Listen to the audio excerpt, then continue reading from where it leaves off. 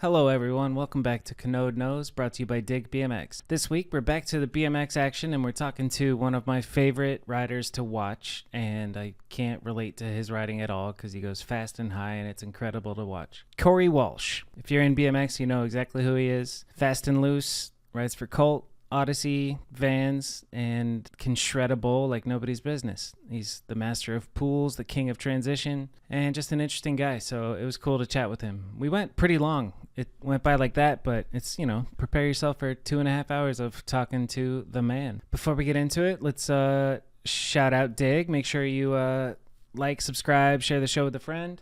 If you're listening on Apple Podcasts or Spotify, leave a 5-star review. That helps the show grow big time, so appreciate those. Thank you guys for all the reviews you've left so far.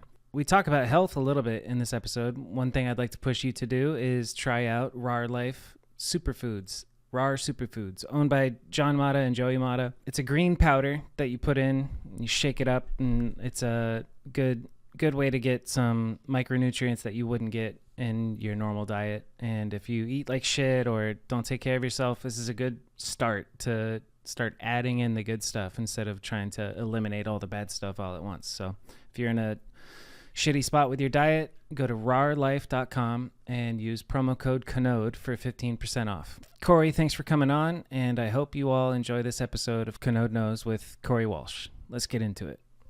Holy shit. Hi, Corey Walsh. It started? Yeah, it started, dude. What's your middle name? Corey what Walsh? It's Francis. Corey Francis Walsh. CFW. Yeah, it was about to be Bing too, but it wasn't, thankfully. Why was it about to be Bing? It's like my grandfather's nickname, and That's cool. they were about to do Bing. Yeah. So it's like my parents would kind of go by like Corey Bing Walsh, but it never really happened. So I like that. But then they came Corey out Bing, with whatever that search engine is. You just be Bing. You know what I'm talking about? Right. There's like Google, Bing, and all that shit. I was just looking at this article about AI right now, and Chat GPT-4 is out, and there was like a Twitter thread of like 20 things that it's doing already that are insane, and one of them was a list that I just posted on my story. Somebody asked the AI, what jobs are you going to replace, and number them and list the human characteristics that you can replace, and it's just a list of 20 jobs, and one of them is my job, being social media guy, and I'm like, shit. You're just like, oh no. Yeah, it's happening. Good thing they can't like ride bikes or actually film, but man, it's trippy. Yeah, that's the subscription, right? The one that can like do things for you. Yeah, ChatGPT. Yeah, it's really, really wild. I don't understand how it works. Yeah, the next 5 years is going to be nuts. For real. And it's like it's like exponential curve. It's only going to get gnarlier, faster and faster and faster. It's like this. It's going to be like this. Yeah. We're just going to like it ourselves because we've already hit the point where we're like, technology has helped us, but now we're just like, how do I not go to my fridge? You know? Yeah, for real. Like, it's just full on idiocracy. It really is. Like, oh God, idiocracy is definitely happening right now. It's scary, man. If you actually go watch that film, you're like, whoa. Yeah, eerily similar, you know? Yeah, one of the things somebody said, hey, Chat GPT, here's we have a budget of $100. What's the game plan to make as much money as we can? And the AI told them specifically like what to do, how to do it. Okay, we're going to do e-commerce, buy this domain, write this, and it wrote all the copy, and it chose the products that they would be arbitraging or like selling, and they're producing revenue, and they have investors now just from AI. So like AI could be your like brain guiding the humans through like how to make money and shit. Yeah. It's really trippy. I wonder what we could do for BMX with it. Yeah, hopefully it probably won't do any good. But have you ever seen Her, Spike Jonze movie? Yeah. Shit's I watched that recently again, and I was like, whoa, it's happening. It's getting realer and realer. But AI is like integrated into that society, so it's going to be interesting because I feel like we're just going to like mold into it, and it's just like, oh, look at this new thing. Because I just heard about this week. The ChatGPT. Yeah. So, well, you're better off, dude. It's just Oh yeah, anxiety inducing. I try to ignore all that stuff as much as I can. Just like don't even think about it. Smart man. Mm. What is what's your life been like lately? Are you riding? Are you injured, or where are you at? What's going Yeah. on? So recently just moved to Denver, just outside of Denver, like 45 minutes in a town called Longmont. It's actually Matt Cardova's hometown. Sick. And I moved into his basement. So I'm in this little 2 bedroom, 1 bath basement suite now. And then he's upstairs with our homie Zach too. And they have a 2 bedroom. So, and then we literally just like Chris Fox just pulled up today. He's staying here now. And then we got Josh Clemens. He like kind of runs a lot of the show over at Fast and Loose now. Fuck So yeah. we just kind of have a place now. I'm in his office. This is Josh's fucking office. So Yeah, I yeah, love it. that's been pretty crazy lately. It's just like a bunch of like really big life changes all at once. And then I'm hurt right now, so I'm doing a bunch of physio, trying to get healthy again. So What's hurt? yeah, I took a slam at Swamp Fest, and Oof. I destroyed my neck pretty good. So I'm doing physio right now for some whiplash. I got Damn. knocked out pretty bad too. But Why yeah, didn't I see the it? What concussion. happened? What did you We do? kept it under wraps pretty good. You sure I made did, sure yeah. that I made sure that wouldn't like come out. It was pretty gross. And Oof. I just like it was pretty brutal and just like it was a weird situation and I just like didn't want to deal with anyone like seeing it or commenting on it. I was like, just let me get like healthy and I don't know. Like I'm not like here for like your crash porn. You know what I mean? Yeah, So yeah. The attention so we that kept comes it. with it. Yeah, it's just like no one needs to see that. No one needs to like and like comment on like what they went through, like what I went through with that. Because that one was Right. pretty brutal for me. So yeah. What were you doing? If you don't mind me asking. I mean, We were riding the bull in the jam at Swamp Fest and yeah. just freak accident. I just fucking went over the bars. So Oof. Dude, it's so yeah. crazy how that works, like the freak accident. I was listening to your Unclicked and you and Fudger were talking about it was during you guys talking about helmets, but then, Chad Osborne hit his head real bad, not even doing Chad Osborne shit, just doing a sprocket grind to 180. It's always a freak accident. It's always like when you would never expect it is when you get fucked up. I'm Yeah, glad it's pretty crazy. glad you're alive, and it sounds like it's footage that I don't want to see, Yeah, I watched it once and I was like, yep, nope. That was like that was gross because I had no Damn. idea what happened. I was just like, I kind of like woke up on the ground. I was like, apparently I was like that hurt, but I don't know. I kind of like I got bits and pieces of it. It's actually one of my first head hits where like I can't remember things. So That's wild, man. Well, yeah, but trying shit. to think. Glad you're okay. What kind of physio Yeah, do they have you doing? I do a bunch of whiplash stuff. But there's a bunch of things you can do. Basically, it's just like treating on my neck, and then I'm just doing a bunch of exercises trying to get my neck stronger. And I got pretty good range of movement, like motion back. So just try to work on that, and then get on the bike as much as I can.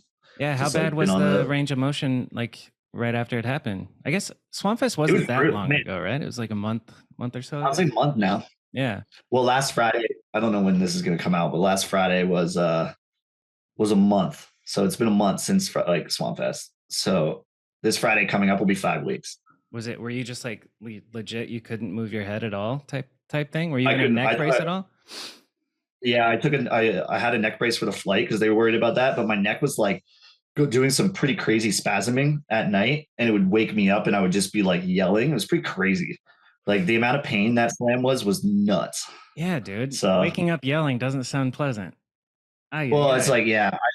Luckily, like Josh and Matt were around for it. They helped me out a bunch. They got to see me at like a pretty gnarly state. So I Yeah. was like, sorry. Dude, that is the What? worst. Like we in BMX, we see our homies in pretty fucked up situations. Like, and it's hard to know like what to do or how to act, or like it's scary when your buddy's on the ground and knocked out, and they're like, I don't know what happened. How did I get here? Yeah.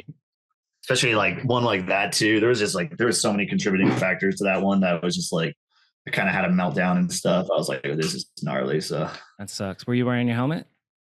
oh yeah, Oh yeah, my man. Bucket gang. just split it in half.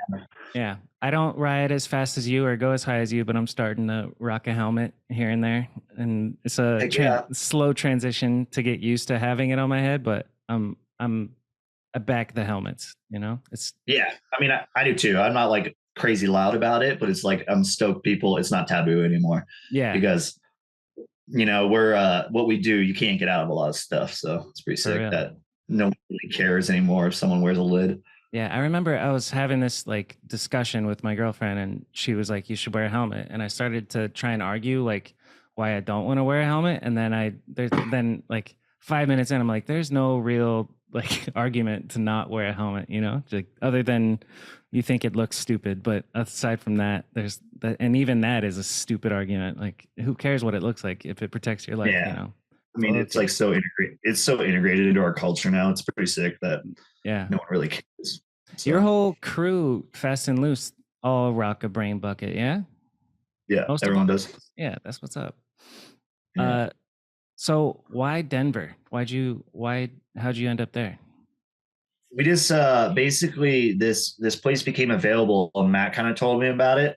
And I've been real burnt out on California for the last couple of years. So I just needed to like kind of come up with a plan. I was in my van too. And I had been in my van for like 5 months. And I was like, we're kind of just like, we're working on a bunch of stuff right now that it involves being very creative. And I needed a space. So this kind of popped up and I was like, all right, there's mountains here. Denver's always been awesome. Like when we come, we can kind of escape. And then we all have vans so we can get in the mountains in the summer, which is pretty sweet. It's So pretty sick. similar to Vancouver. Yeah. So we were like, kind of just said, fuck it and just like move shit. And Fuck I mean, yeah. like rent is like 1/3 the price of San Diego. Yes, of And then course. gas, like, I filled my van up for like $59 today. Woo. I was like, this is nuts. What's it cost to Yeah. fill it So up in Cali? And what made you 109, burnt out on Cali? 110, I 110 think. bucks. Like when it was Yeah. real expensive. Yeah. Yeah. And then I don't know. I think I've always struggled with California. Just being from like Canada and stuff, but it's just like it was a little too fast for me. I still love it, but I just wanted to kind of get away for a second. I'm like kind of born in seasons and I really like enjoy change and stuff. And there's a pretty constant like direction California feels like.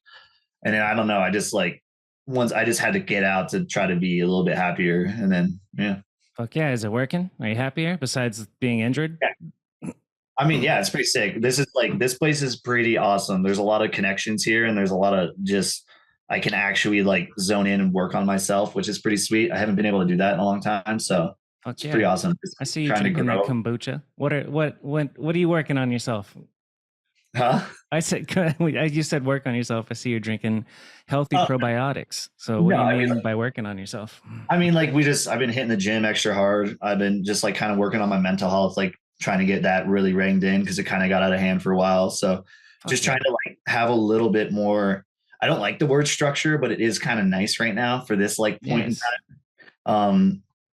So it's just like we did 10 months straight on the road last year, That's a lot. and yeah, it kind of got to me, and I was just like, I kind of pulled back for a second, and I was like, all right, let's just get a spot. We can work on some stuff, and yeah, so Yeah, it's nice to have home base and structure every once in a while, and then throw a 10-month road trip. I just did 8 days, and it felt like forever, and I can't even imagine 10 months on the road.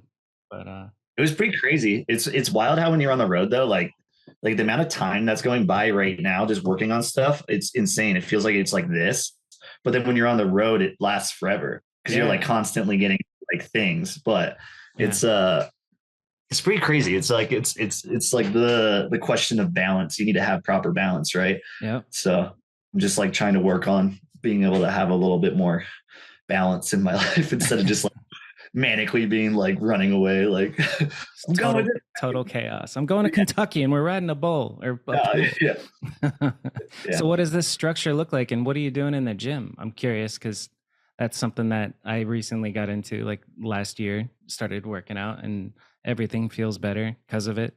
I think a Oh, big part of mental health is physical health, so that's a good move. What do you do? Do you have like a program you're following or anything? yeah, kind of like I have stuff from like the old race days, but like I just pretty much maintain in the gym. I just try to keep like a level of like I'm not trying to get super strong or anything, but I just like do shoulders, I do core stuff, I do leg stuff, and then yeah, I kind of do a mix of everything just to try to like feel solid. I Yeah. don't know if that makes sense, but No, for sure. because I don't want to like I don't want to push it too far, and like I'm not there to like get like extra strong, you know. Yeah, So dude. I'm not a big fan of the like big weights, low rep type workouts. I think like if you work out with a low weight and do it long enough to where it starts feeling like a really heavy weight, you're doing something good, and that feels the best. Are you doing it alone, or do you have anybody like training with you, or like a coach or anything? yeah, I'm just doing a lot. That takes some But discipline, dude, and to force uh, yourself to go and do the I'm shit. pretty shit. I'm pretty shit at it, but I'm also at the point now.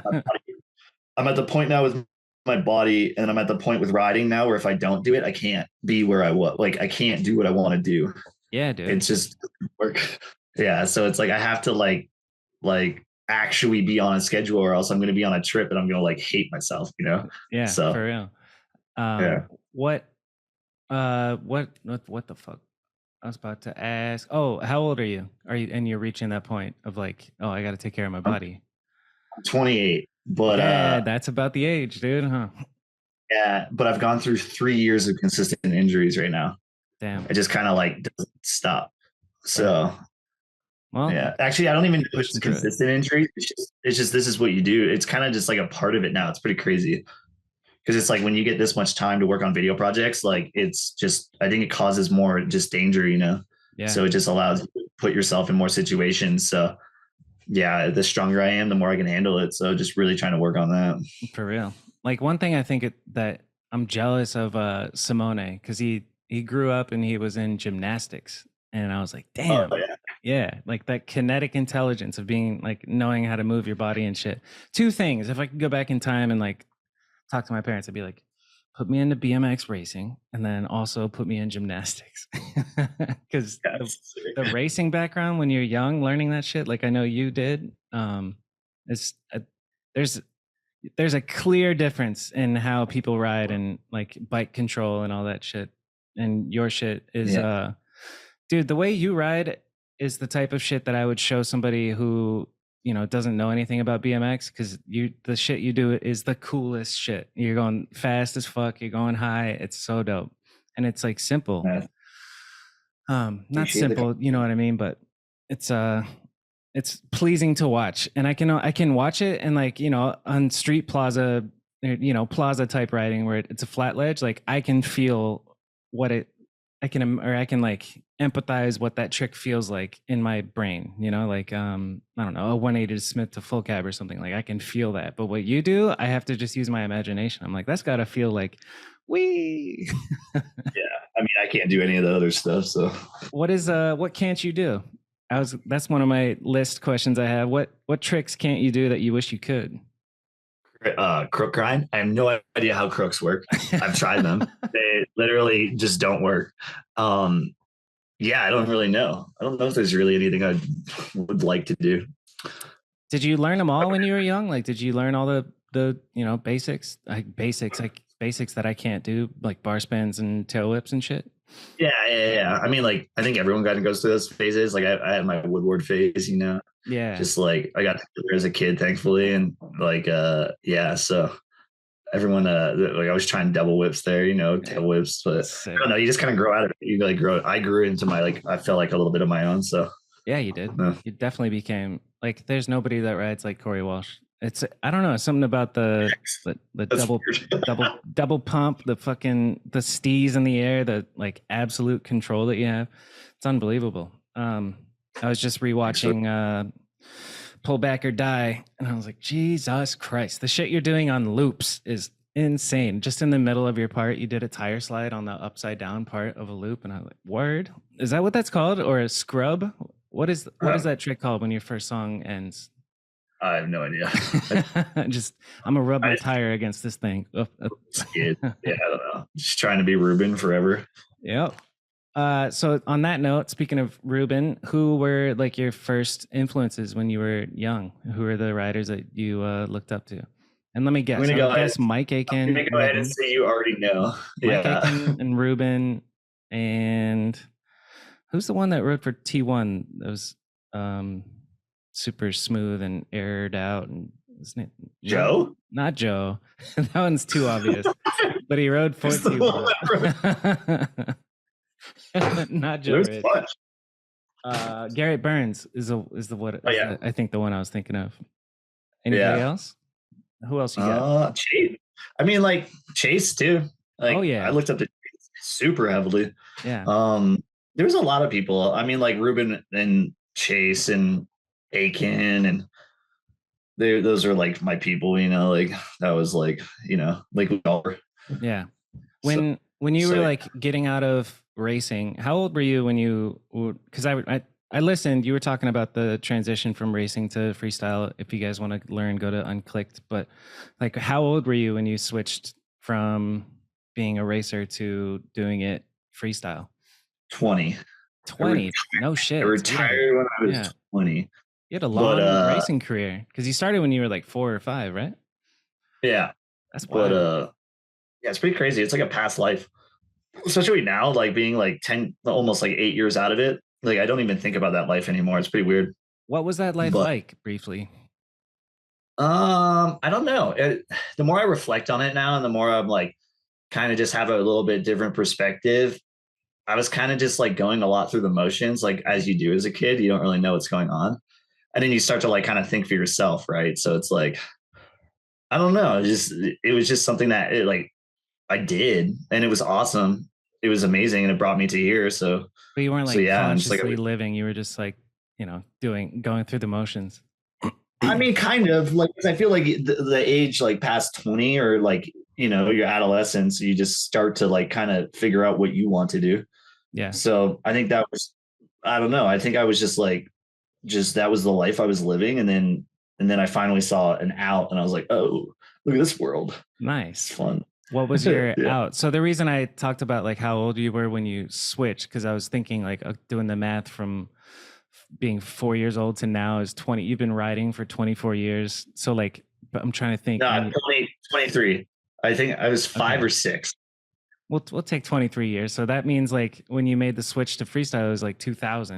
And I'm trying to think of who was big then, and where 2000. were you? Right, 23 years ago was the year 2000. No, Yeah, that's when I that's when started. that's when you would have been 5. Yeah. Okay, I'm an idiot.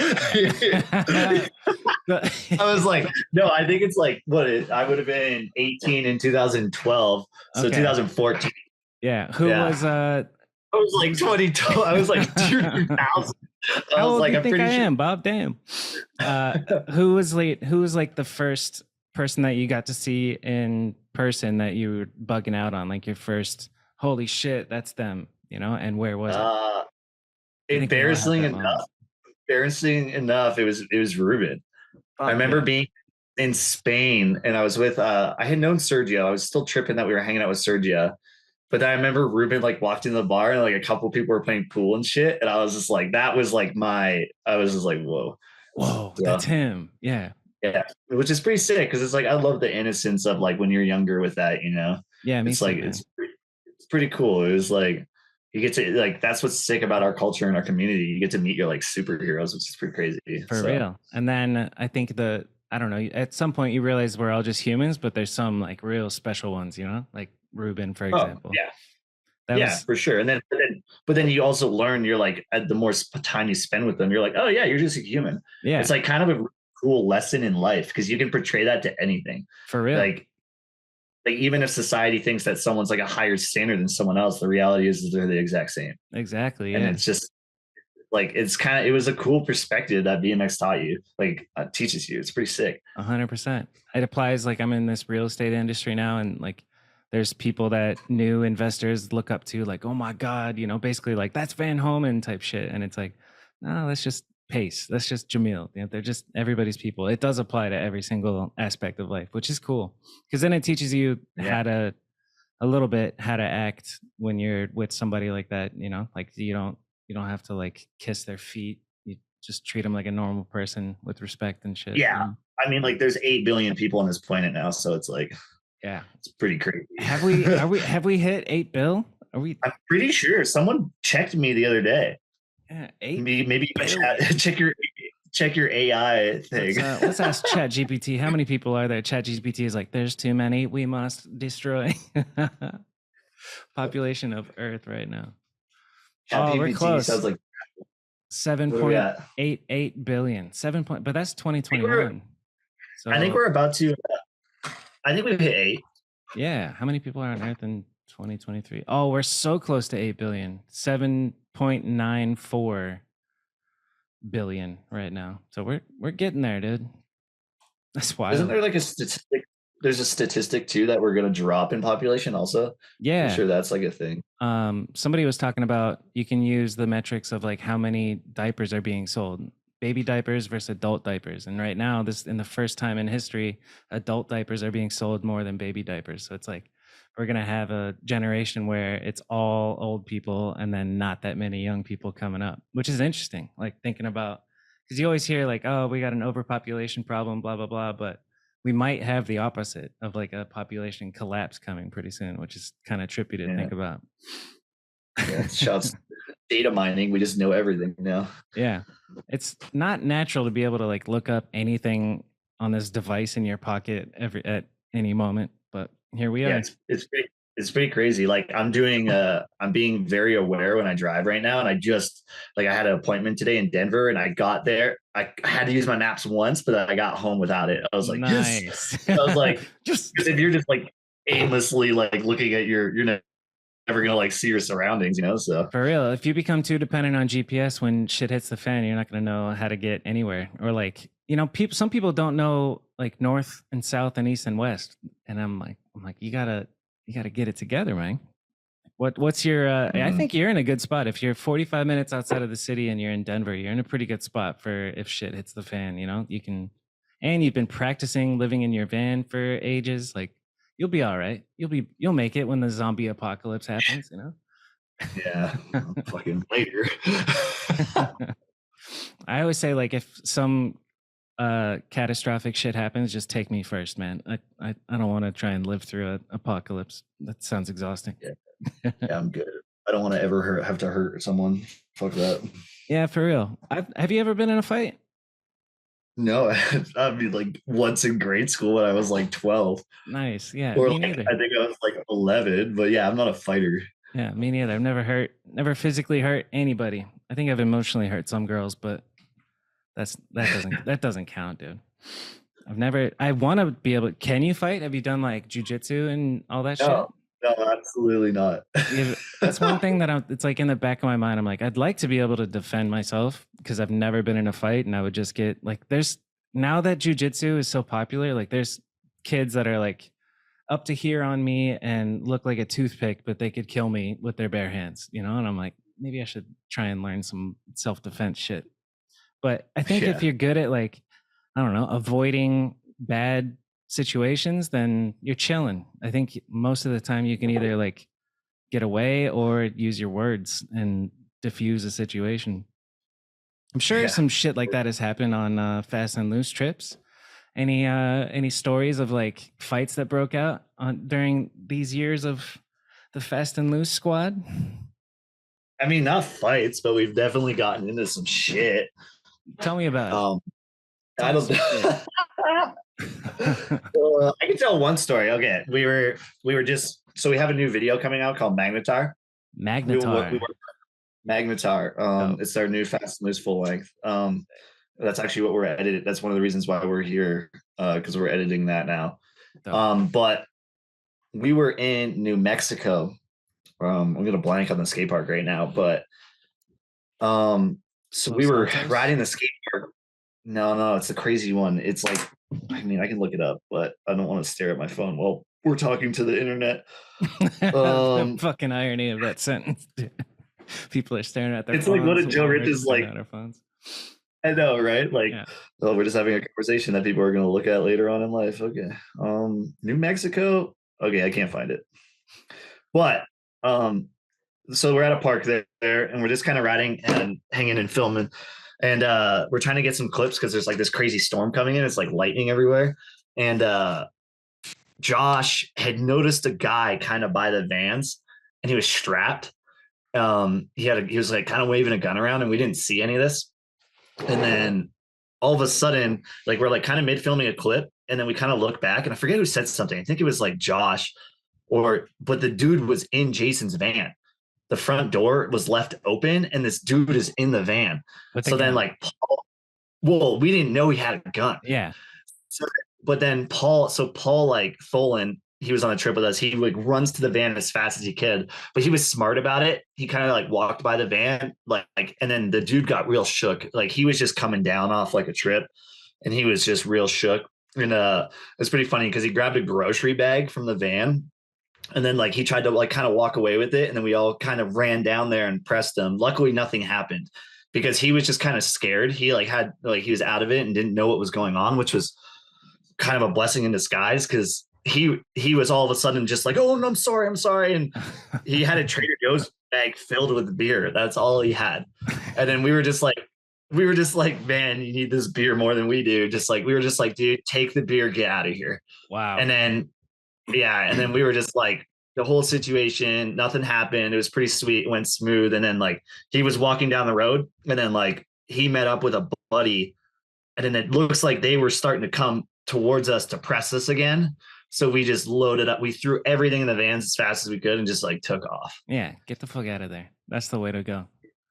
Yeah, Dude, so. that's not how all people would react. They would be like, fuck this guy. He tried to take our beer. Let's kick his ass. Well, that, you know, like that was like what was scary about it because we didn't know he was like had a gun on him. So luckily we're all pretty like mellow human beings where we're just like, yo, what are you doing? Yeah. So it's kind of funny that, you know, your crew is mellow human beings, but then you look at the way you guys ride and it's like absolute fucking wild madman type riding.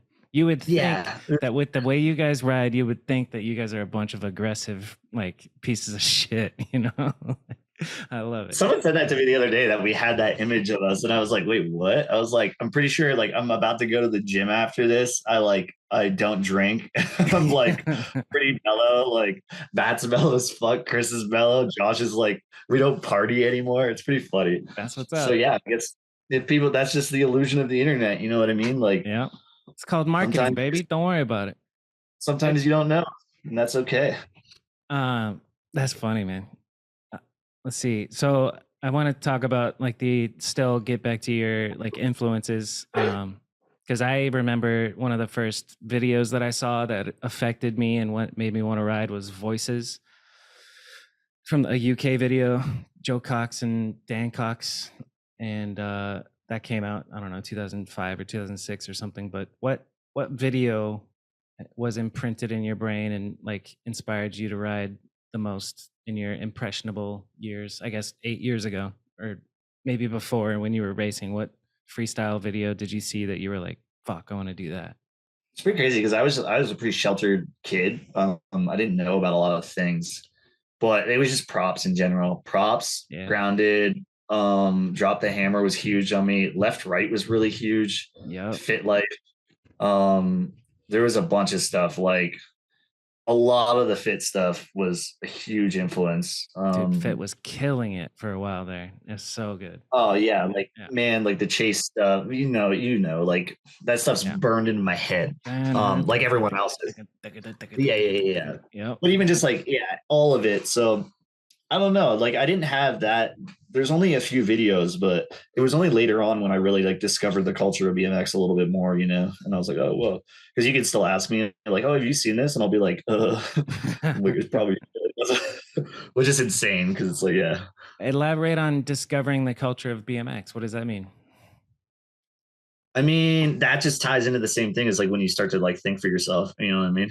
Yeah. So I definitely got thrown into it. Like Toast was the year after it was in the barn, like in the lumber yard. I went to it, and that was like I went to that deciding if I wanted to like just have fun or if I wanted to race still. And I remember after that trip, I went to Toast. I was like, yeah, I'm never racing again. I was that was like one of my first BMX events, which is pretty crazy because I was actually just talking to Nuno today about Toast, and he was telling me about like how they put it on and stuff. And I was like, oh, that's pretty crazy that was like, because that's where I also met Robbie at House Park that trip. Nice. That was like the connection that started me with Robbie. So it's like, it's pretty wild. What was it like meeting Robbie? I don't know, just like discovering. I kind of like don't remember, but I mean, I kind of do, but it's just, it was sick. You know, it was just like, he was at House Park, he said, what up? And then it just went from there, I guess. Yeah. It was like also Toast, like House Park sessions were like gnarly. And I'm sure I was like pretty hungry back then because I was a kid that was like, Yeah. oh, my coaches always told me to be competitive, you know. So Yeah. hopefully it wasn't like annoying. No way. No shot, dude. I think that we all have that. Well, not necessarily everybody, but it's common to be competitive. Like I came from basketball and I was competitive in like video games and shit.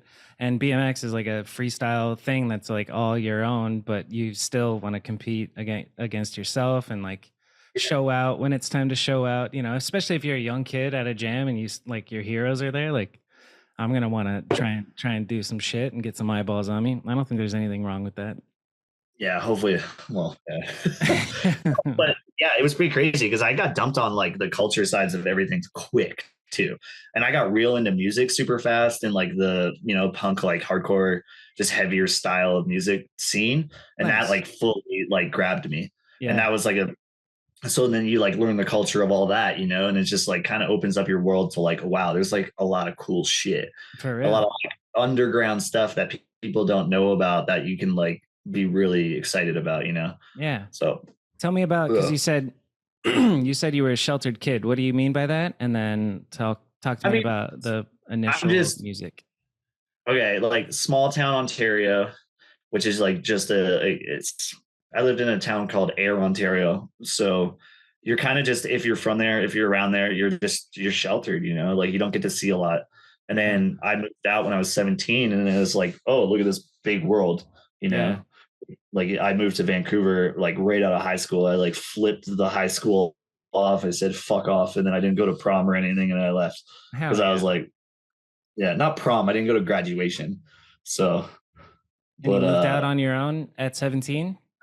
Yeah, I moved with my sister to BC to go train with a national team for racing. Nice. So we had a little Cavalier that we like fully loaded and just drove out there. Fuck yeah, that's a life move, dude. That's a big thing. Get the fuck out of your small town and go to the city, and that's awesome. Yeah, that's like I knew I was going to get out as fast as I could. I was like suffocating in that town, like a lot of people do. So. A lot of people, unfortunately, just stay in their hometown, dude, and then never go see anything. Like it's sad sometimes thinking about all the people out there that just like kind of, I don't know whether or not they don't have to drive or just they feel stuck and they just go to their 9 to 5 and just come home, drink beer, watch football, and carry on until they're 40 and they realize, oh shit, I didn't do anything. Like it's kind of crazy to think about. Or maybe they're just content and happy their whole lives, and that's their perspective they live with. That's the valid counterpoint. They could be happier than us, That's a very, not even that, just like it's pretty crazy understanding that people just live different paths. Because I've always thought that, but then at the same time, it's just like, I don't know, you get stuck in like sometimes that's just what you do, like what we do is nuts. If you go talk to like normal society about what we do, like, you know what I mean? Like talk to your doctor at the hospital, like the last time I named off all my injury list, I was like, so. Yeah. Do you have any previous injuries? And they're like, where do I start? Where do I? Yeah, I think I was all fucked up. And I was like, you got two. Like, I was like, I'm going to fill that up. Hell yeah. What's been the worst one out of all the speaking of injury lists? This latest one sounds gnarly, but awesome conversation. Yeah, I know. No, I mean, like, I am curious. That blasted my face. That was a bad one. That was like my facial reconstructive surgery. My spleen one was pretty bad. I had like a hematoma growing on it, and if it popped, it would have bled out. So that was pretty wild. I almost lost my kidney when I was like 18. Damn. I don't know. Yeah. That's so buck. As part of the game though, like we talk about BMX and inevitably pain comes into the equation. Like there's no shot you're going to get good at this sport without getting hurt, it's part of the game.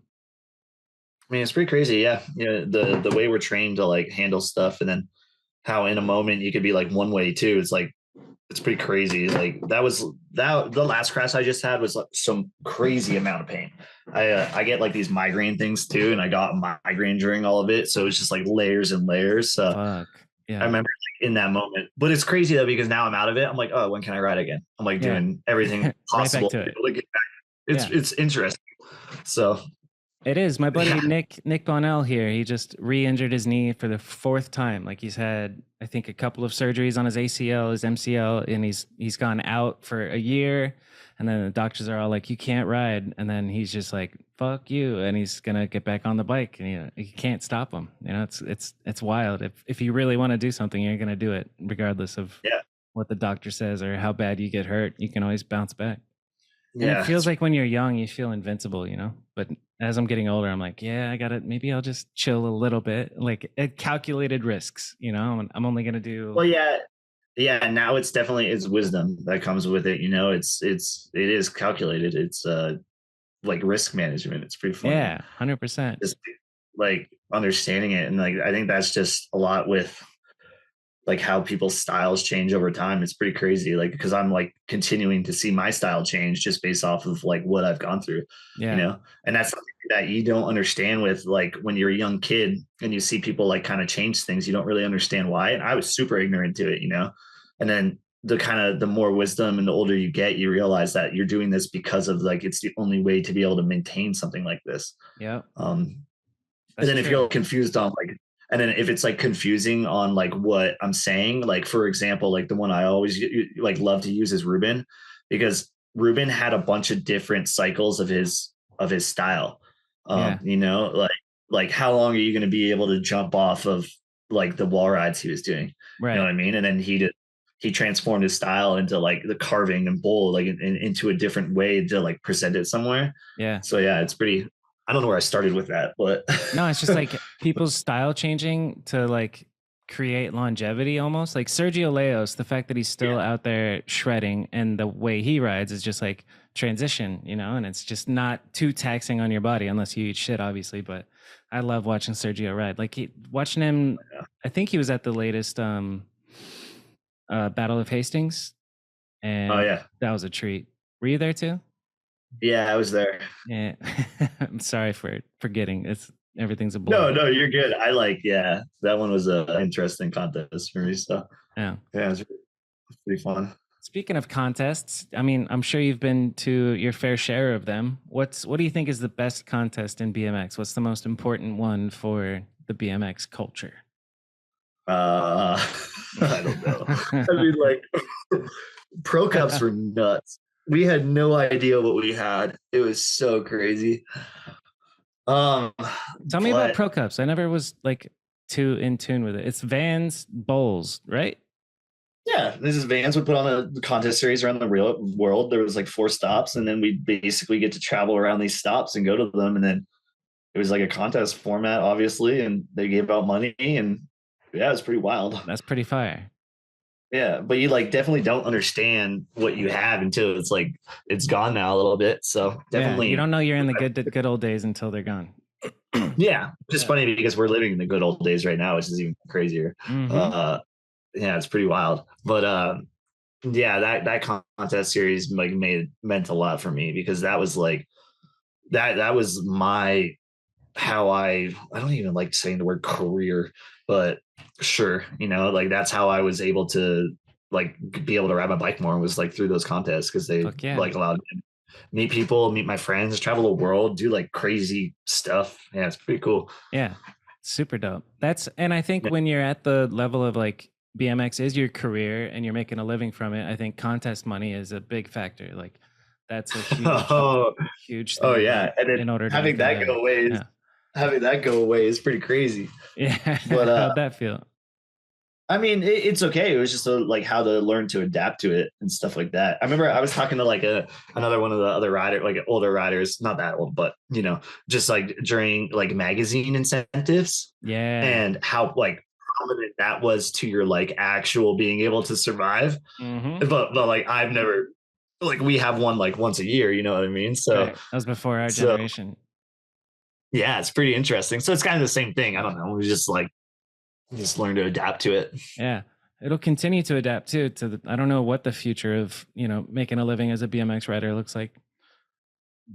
But I do remember photo incentives because it was just out of my generation. Like I came up and around 2007 or 8 is kind of when print was starting to die, but they were still happening every month. And I would hang out with Drew Hosselton, and he was he was working with Jeff Z a lot and other photographers and explaining the photo incentive and you got to have your sticker showing and all this shit. And I was like, that's fucking cool, man. I never got the chance to have a photo in a magazine, but I got to see secondhand what it was like. But anyway, BMX contest that is most important for BMX. What do you think? I mean, anything that is like core for sure. Like anything that is like a bunch of people just doing it for the love of it is like, and that's like what we want to do, you know? So Yeah. I don't know. Like I can't put a finger on that. Like they're all like unique in their own ways, you know? I think Trey's doing a lot right Yeah, now. I agree. Um, Swamp Fest is and that huge and it's grown from just is, like it didn't even start small. It started big, but it's grown to like massive. It's a worldwide sensation. Everybody travels to go to Swamp Fest. yeah. And so he's doing a crazy amount for our culture and our community. Basically, yeah. And then the pro cups, those are like, but this is just also my perspective, you know what I mean? Hmm. I haven't really done many other contests. Like I've done like one feast contest before and like one X Games qualifier, you know? Nice. So this is just the way I've been molded and shaped and formed to like my opinion and stuff. Yeah, of So course. And it's all just yeah, opinions, man. That's what this is all about. yeah, Um, yeah. I heard it. Because like you You're can talking about putting on a core jam, fast and loose type thing. Is there anything in the works? we will see. You said that in the other podcast too. You said, I don't Yeah, want to give say me it out loud because then we're committed to it. no, give me a couple months, honestly. Okay. So something's cooking. Yeah, we're working on some. But Dope. we'll see what level, what extent it is. I'm not saying anything before any of it could happen. But we're working on some. So Sick. I like it.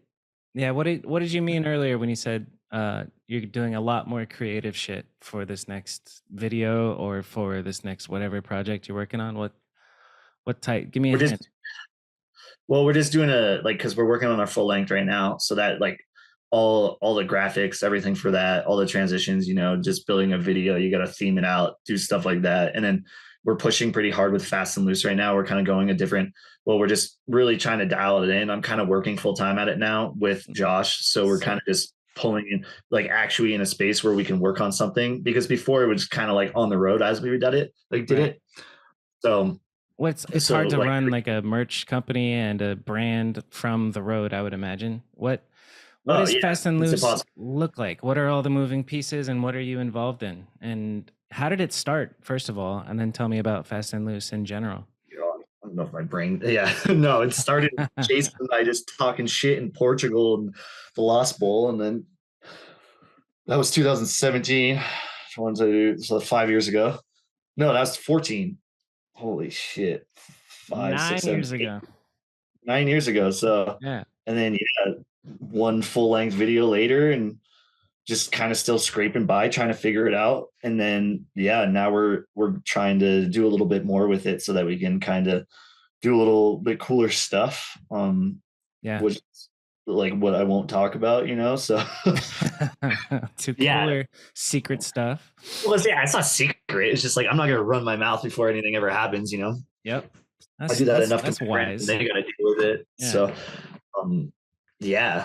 I don't Yeah. know. There's a bunch of moving parts to it. So it's interesting. Just trying to run this brand to be able to do as much cool shit as we possibly can. So What's it like day to day? Like what was today like for you? Did you work on Fast and Loose at all? yeah, I mean like we worked all day. So What'd you today was work on? we have a new clothing line coming out. We're doing like a little bit more like collection stuff now. So Sick. we have a collab with Traction Coffee coming out, which is just like a shirt, like a couple trinkets and stuff. Dope. And I then we like have that. like yeah, and then we have like a little bit bigger drop coming out in the next 3 weeks to a month. We're just trying to plan that out. So basically, I got like two pieces of artwork back from artists, and then from there we're just doing all the designing from it, layout, and then we gotta do. Josh will like work on all the screen printing numbers and stuff and put all that together, and then we're like working on trying to get a new screen printer right now. I'm working on blanks. We're like doing a bunch of other stuff with like overseas people manufacturing like cut and sew stuff now. So there's Dope, like a dude. lot of there's Yeah. a shit moving factors. Like we're just trying to like be a little bit more aware of like what we have and really trying to I don't know run with it a little bit more. So As you should, man. I think Fast and Loose is like known worldwide. It's fucking dope. I'm looking at the site right now and it looks dope. Just all the merch that you could get, pants are sold out, which is dope. And Yeah. hearing you talk about like coordinating cut and sew from overseas, it's fucking intriguing, dude. Like how did you find this person overseas, and what's the process Yeah, like? that's like, I mean, that's a whole nother process, but that was just like going to a trade show to find manufacturers, which is like one of our good buddies like helped us out with. And then from there, it's just kind of, I'm like, this is like super DIY. I'm trying to figure, I don't even know how to do any of this stuff on the go. Like we all do. Like none of Yeah. us have any ideas. So we're just trying to figure it out as we go. Yeah. Um, Best way to learn is by doing it. So that's fucking dope, dude. yeah. I'm stoked. Maybe after this you can connect me, because I would like to get a couple of t-shirts made for mediocre at best. It ain't no Fast and Loose, but I want some Yeah.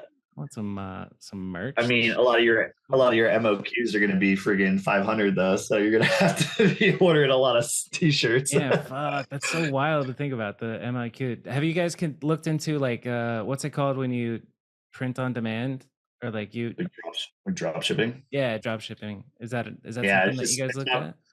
Yeah, no, because we like kind of being like direct to customer and being like able to have relationships with people that support us. Yeah. And you lose a lot of that with that. There's a lot of disconnect and just so we just kind of want to run it through ourselves. Like I'm literally in our office right now.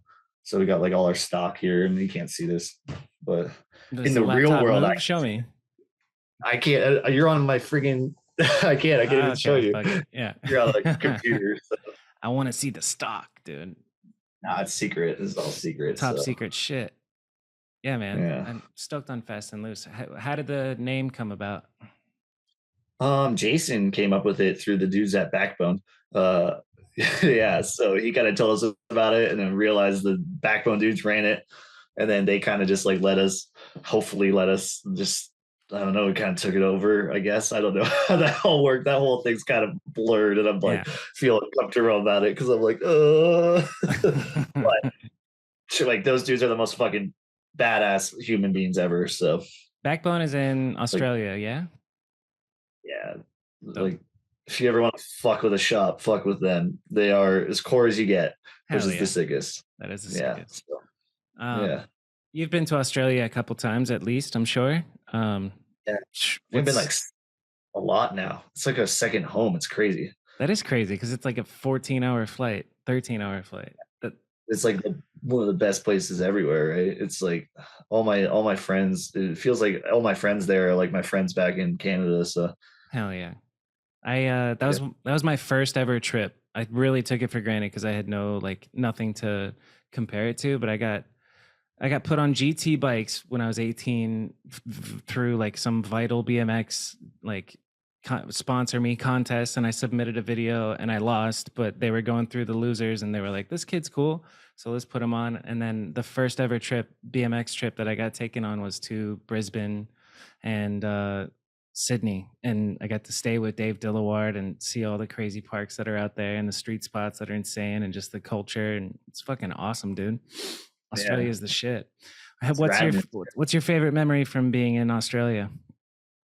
Oh man, there's too many I could even pin in.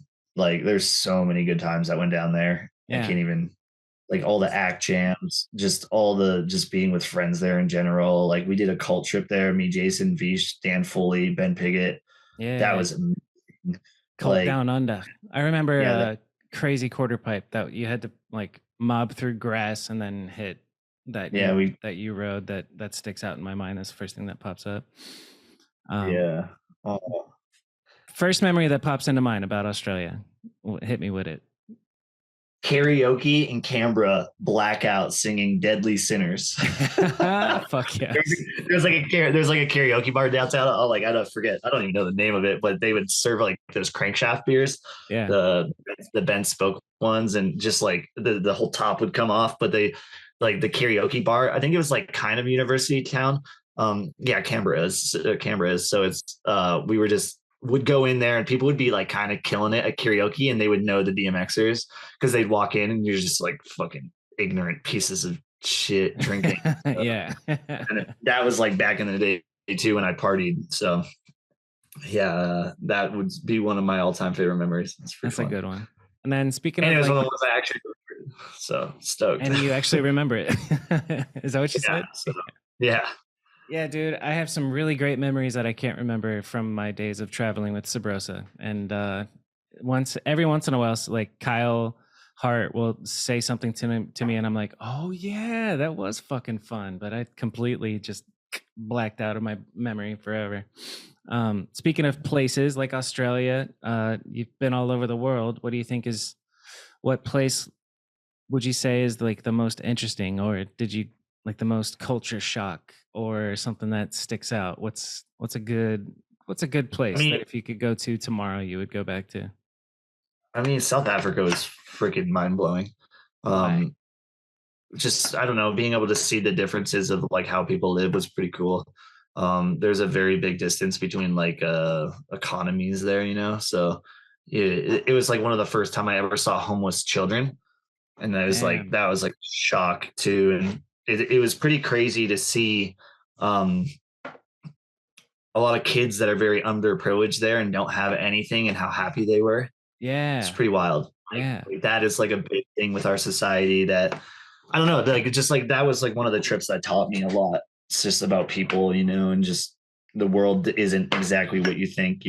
Yeah. And happiness doesn't come from, being s- I don't know, successful or having material things. Like the happiest people on earth are some of the, broke people on earth, but they just have like community and singing and all the things that you need to be happy, which is fucking interesting. There's some documentary, I can't think of the name of it, of study of happiness or something, but they found like, poor people who have a good community are way happier than rich people who are kind of isolated in our modern world, just staring at our phones and grinding out emails all day every day. Happiness is an Yeah. interesting subject. Yeah, it's very interesting. It's the would constant battle, right? But would yeah. how's your happiness? Would you say you're happy overall? Yeah, I'm doing good now. For sure. That's a whole nother conversation to get into, but yeah, Yeah. I'm pretty happy. It's a lot of work. I think as we grow as people, um, a lot of things change and a lot of things happen. You become aware of things that you might have to do some work on. But yeah, right now in this moment, I'm definitely happy. But I'm doing a lot of work to be there, which is pretty cool. So Good for you, man. What kind of work? yeah, And let's go into that whole other conversation. I don't know, man. Just a lot of things with just learning about yourself, and then like getting like mental health things, and then maybe getting professional help and stuff. Like I've reached out, and this is like kind of the first time I've been in therapy trying to deal with some pretty serious things. So Nice. yeah, Good I for you. just that yeah, because it's like I look at my head now as the same as my body. Yeah. And it was like just time to finally just like dive into some stuff and really try to organize what's going on in my head instead of like just letting it kind of run off. So Right. Yeah. You I can mean let that it just go on autopilot, and then you find like, what the fuck? Why am I miserable? And you're not like thinking about what you're going through or what your brain's doing. Go on the. Yeah, it's pretty. I think especially like, let's say the example of a professional BMX rider or a professional action sports person in general, we go through some pretty crazy amounts of dopamine, like spikes to Yep. like just pure downfalls of like nothing. So like, for example, injuries, and then usually injuries isolate you from your friends and stuff like that. So it's like a lot of peaks and valleys, Yeah. and a lot of, I want to say normal people, but simple people that live lives a little simpler don't deal with that. Right. So I think because of that, it causes a lot of could be chaos in your head. So it's Mm-hmm. a lot of things that it might be something that need to be organized a little bit, and you might need like professional help to figure out. So so What's a yeah, that's just like what's like a tool or something, maybe a practice that you learned in therapy so far for somebody who's, because I agree, the dopamine spikes, and then like if the more you spike your dopamine, the lower your baseline dopamine is, and it kind of it's yeah, it's a wild pattern to go on, whether it's through extreme sports and adrenaline, or through drugs, or through other aspects of life, like just I can't think of another example. But what's if I'm in a low point, how would you coach somebody through it, just generally some advice that's like, not specific, but safe, good advice for somebody who's, going through a hard time or at the bottom of a valley? I mean, so my perspective, I say that a lot, but that is like literally the only thing I could say is just I've been really trying to own in on just understanding where you're at in each moment, so that kind of just understanding why you're there and being okay with it, and not like trying to overwork it, which is fucking so hard to deal with. Yeah. But just like kind of owning in on why you're thinking this way and why maybe it's like that. And then that's like kind of the one thing that I've learned to practice, which is hard though, because like if you get into a moment, sometimes you can't even realize what's going on. Right. So Yeah. So like being I'm also, mindful. yeah, I guess so. Like I'm also I'm very fresh into this and I'm working on myself. So there's a lot of things that I'm learning right now that I can't even like, I haven't put into play yet. Right. So Yeah. yeah, Good for you, man. I'm happy you're but doing therapy to make yourself better. That's fucking dope. I need to do the yeah, same, or I should do the same. yeah, it's a pretty weird, it's hard to get used to, but no, there's a lot of people I've spoke to have recommended it. So here we are trying to work on every aspect of my body right now instead of just neglecting it. What was it like your first time going to therapy? Are you going like in person, or are you doing telecom type shit? I'm going in person, but I don't know. I'm not really going to talk about that. Well, I mean, how did it That's like, feel? Like just walking into the well, I building, mean, like, oh fuck, fuck, fuck, what is this? What am I doing? I don't know. That's just that's for me. That's mine. It's a lot of things, and it's a lot of things that I could say that people won't understand because of like they don't know what I've been through, and I Yeah, don't know what a lot of other people have been through. I mean, of it course. was Yeah. actually it was cool to finally do it, and finally like have someone and walk in the door. Like I'm so fresh to this, like I don't even think can't even explain why I'm talking about it, but it's like something that needed to happen. So I don't know. Fuck it. Good for you. Yeah. I know there's like I keep a lot of things for myself, so that's like one of them, you know what I mean? Yeah. Um Word. I can so respect that. That's cool. yeah. Let's go back to being at House Park and Robbie. I want to know, because have you just been cult since you got sponsored in freestyle? Like I know you had success in racing and you probably had sponsors. I don't know the details of that part of your life, but I'm interested in when you made the switch to, riding freestyle and I guess the sponsor journey. How did cult become a thing, and uh when, and what other things happened like throughout your, walk me through the timeline of Corey Walsh's professional BMX freestyle Um, career. There's that word again, career. talk about yourself. I don't know. Like, rode for a couple distros and then Robbie hooked it up, and then like I think 2 years ago now, Nuno reached out, we worked out something, and then Vans was kind of been there since Toast day one, which is pretty cool. I met Jerry at Toast, and then that's been a relationship ever since. It's So Jerry Bagley. Is that the dude, Jerry? no, No. that's Who's Jerry Bagley? yeah, Why is that name in that's my?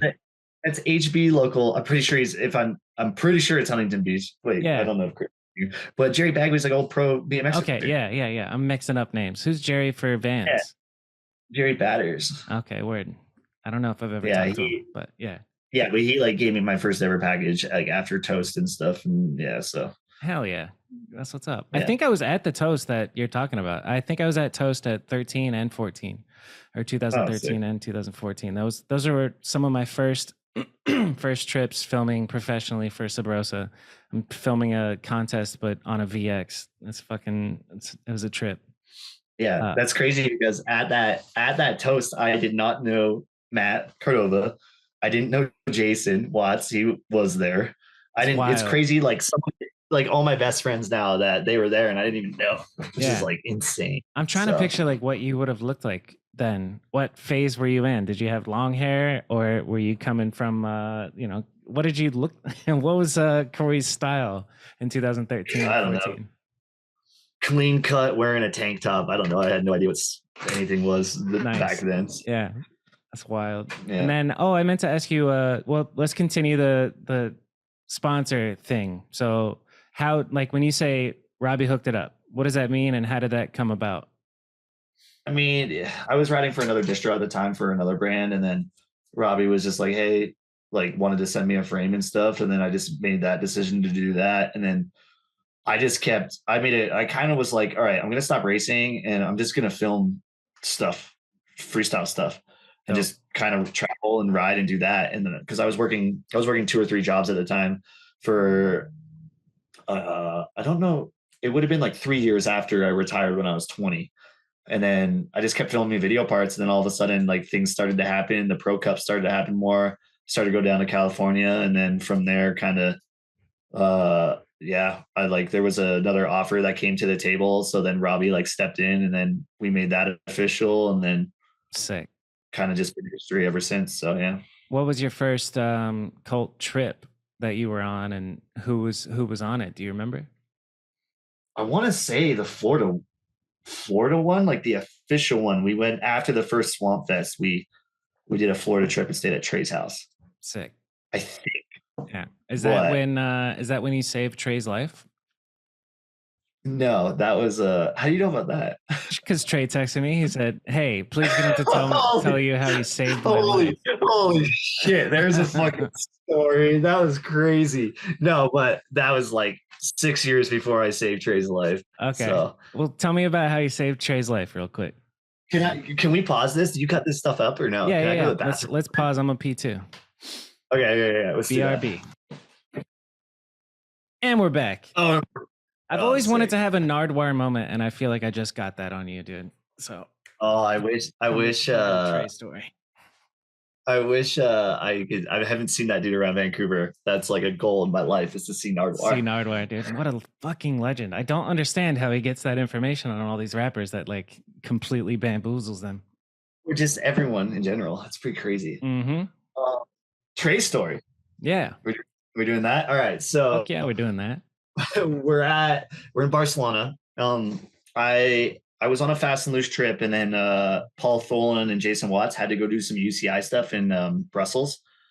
And I was just like, I don't really want to do that. So I ended up flying to Barcelona and met up with Trey, Simone, and Chadwick. Nice. We were just hanging out. And we just like kind of met up with them for the week filming. And then Trey like mentioned to me, he's like, holy shit, like, dude, Priest and Merciful Fate's playing. I was like, holy shit. It was they were like tour that day, like Merciful Fate's reunion tour. So long story short, I got into this show. Okay. And we're hanging out. And Trey decides to go get some chicken tacos. And we're just kind of walking through the crowd, going back towards the front. And I guess Trey started to choke, but I didn't really know. So he was just like, kind of looked at me and he's like, oh, I'm gonna get some water. And then he had something lodged in his esophagus. And then, so he goes to the bartender, he gets water.